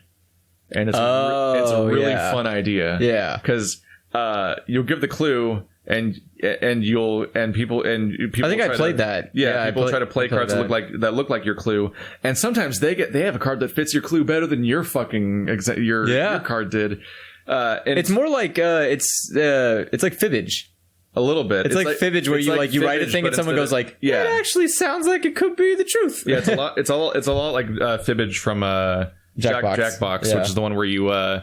They ask a question that nobody would know the answer to, basically, and you will like write down like a joke answer, but a joke answer that's enough to trick somebody. It's like that's crazy enough to be true. Yeah, and then you all vote on which one you think was the right answer and stuff like that. It's like that, but with a bunch of paintings and a reference. Yeah, and it's just really fun to play. What makes the game work is its rules for scoring make the whole game work, which is that. If everybody at the entire table all guesses correctly that it's your card, you lose. And if nobody guesses it correctly, you lose. You only get points as the person who is the person giving the clue that turn if only some people get it. You have to ride the line on gray area. Because otherwise, you could just give a useless clue, and then no one would get it. Yeah. Or you can literally describe what the card is visibly. Like exactly, yeah, and then nobody could not know what you meant because you'd be cheating basically. So like to stop either of those things from happening and making you line the right, it's really good development like that. That was a lot of QA testing where someone was like, "Shit," making you the way they make you ride the line perfectly on having to give like a cryptic clue that makes sense is that you have to get not 100% or 0% of the table. Yeah. It could be one guy gets it. It could be everyone but one guy gets it, but you have to do that. Yeah. And so it's a lot of like... That's a lot of fun. Trying to think of a movie that only 3 people have seen, or trying to get like... Trying to make in-jokes, or trying to do all these weird cryptic things. Yeah. It's a lot of fun. It is a lot of fun. So those are 2 games that are like almost entirely social deduction and conversation and almost no mechanics. But I also really like the German style points based like not German specifically but European style board games. The ones that are like really light on theming and are way more heavily on like tokens and points and tiles and you're moving around. And you're collecting I have one like that. Like we play a city building game called Suburbia. Yeah. But also there's a Carcassonne is always the old classic, and that might be one of my favorite games ever made. And it's just like games where you're putting tiles down and building synergies and getting point totals. That's what I brought that. I brought that to France. I brought a board game that Joe bought me, which was fitting because you play as French soldiers in the First World War. But it's a cooperative game where you have to all work together to solve a thing, but you have like So you have traits. So you bring an item with you, and that item can basically.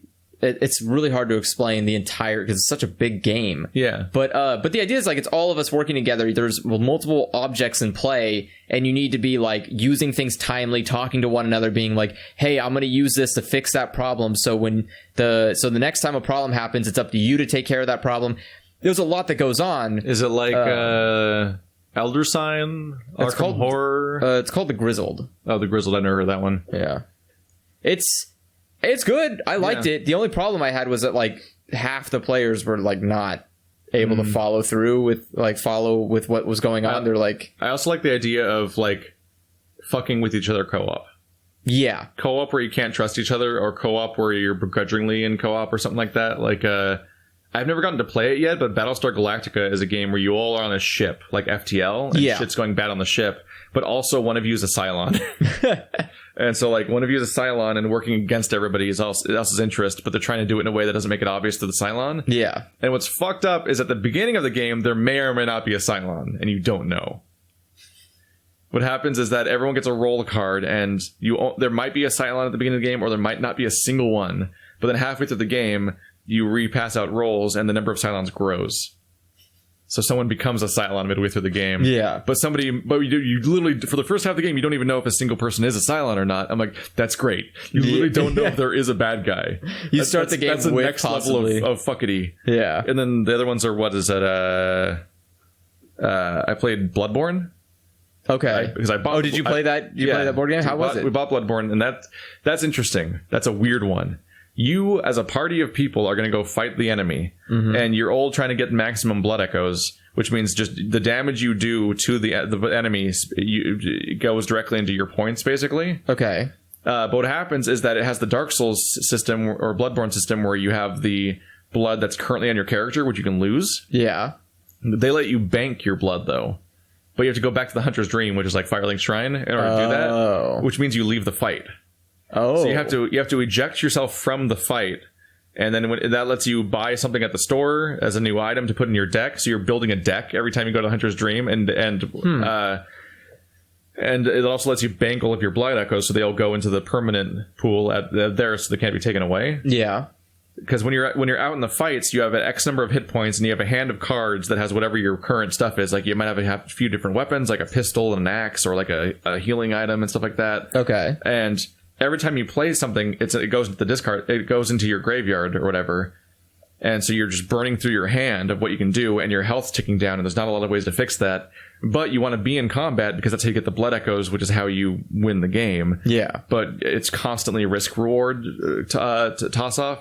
And yeah, every time you go back to the Hunter's Dream, not only do you get a new item from the pool that's at the store right now, you just shuffle your entire graveyard back into your hand. So on top of healing your character and banking your blood echoes, you get all of your items back. Oh, fuck. So it's a really interesting cycle. Huh. During combat, you just all attack in clockwise order, and it continues where it left off each fight. But here's the thing, too. Some of the things you can do can hurt the other players. Oh. So not only can you specifically try to screw other people out of doing... Like, every time a monster gets drawn and you see how much health they have, you're, like, looking around the table, like, where am I with respect to who's the first turn? Will the turns reach me so that I can even do an attack or not to do anything? So if it's not going to reach me, should I do Hunter's Dream so I at least do that this turn and I'll be ready for next fight? Or can I do something that hurts other people around the table so they die, making them lose their blood echoes?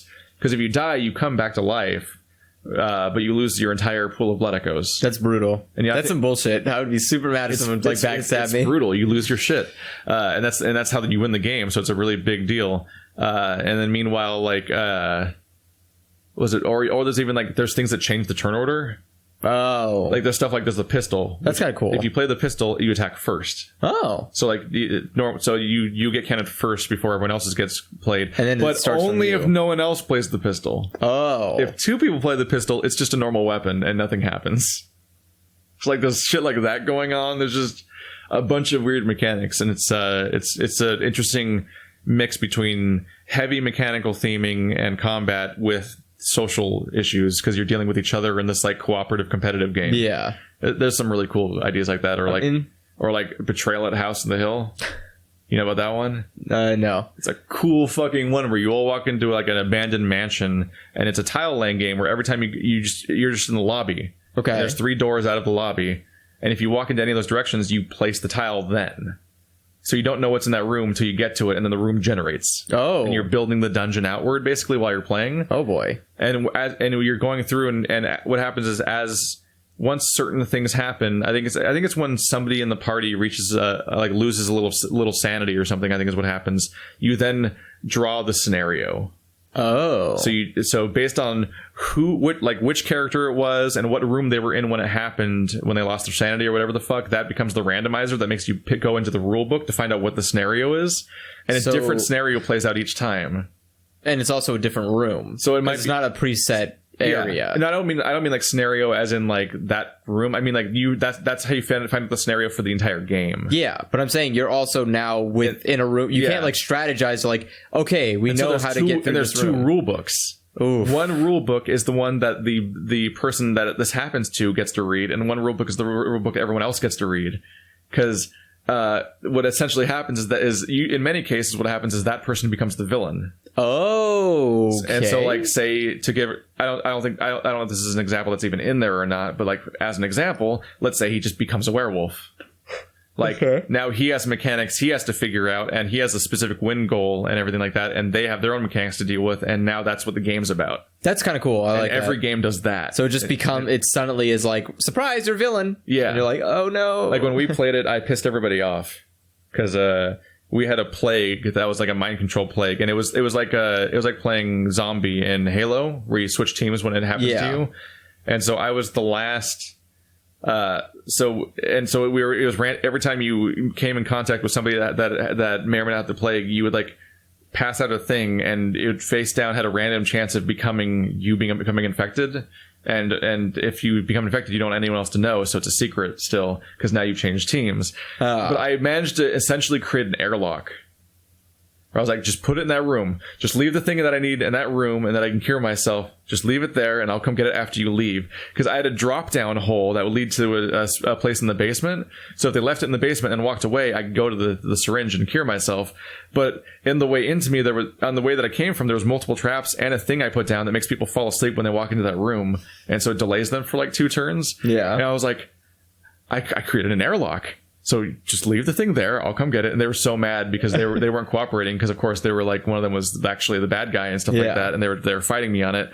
And for the longest time, it was like the day where I was cited as the person who ruined Betrayal at House of the Hill. But it's like, I had a masterful idea. It's the perfect solution. It seems like the perfect strategy to win. And I was just stubbornly sticking with it, and so it made the ending of the game take way too long, and people wanted to go eat and stuff, and I'm just like, just fucking do it.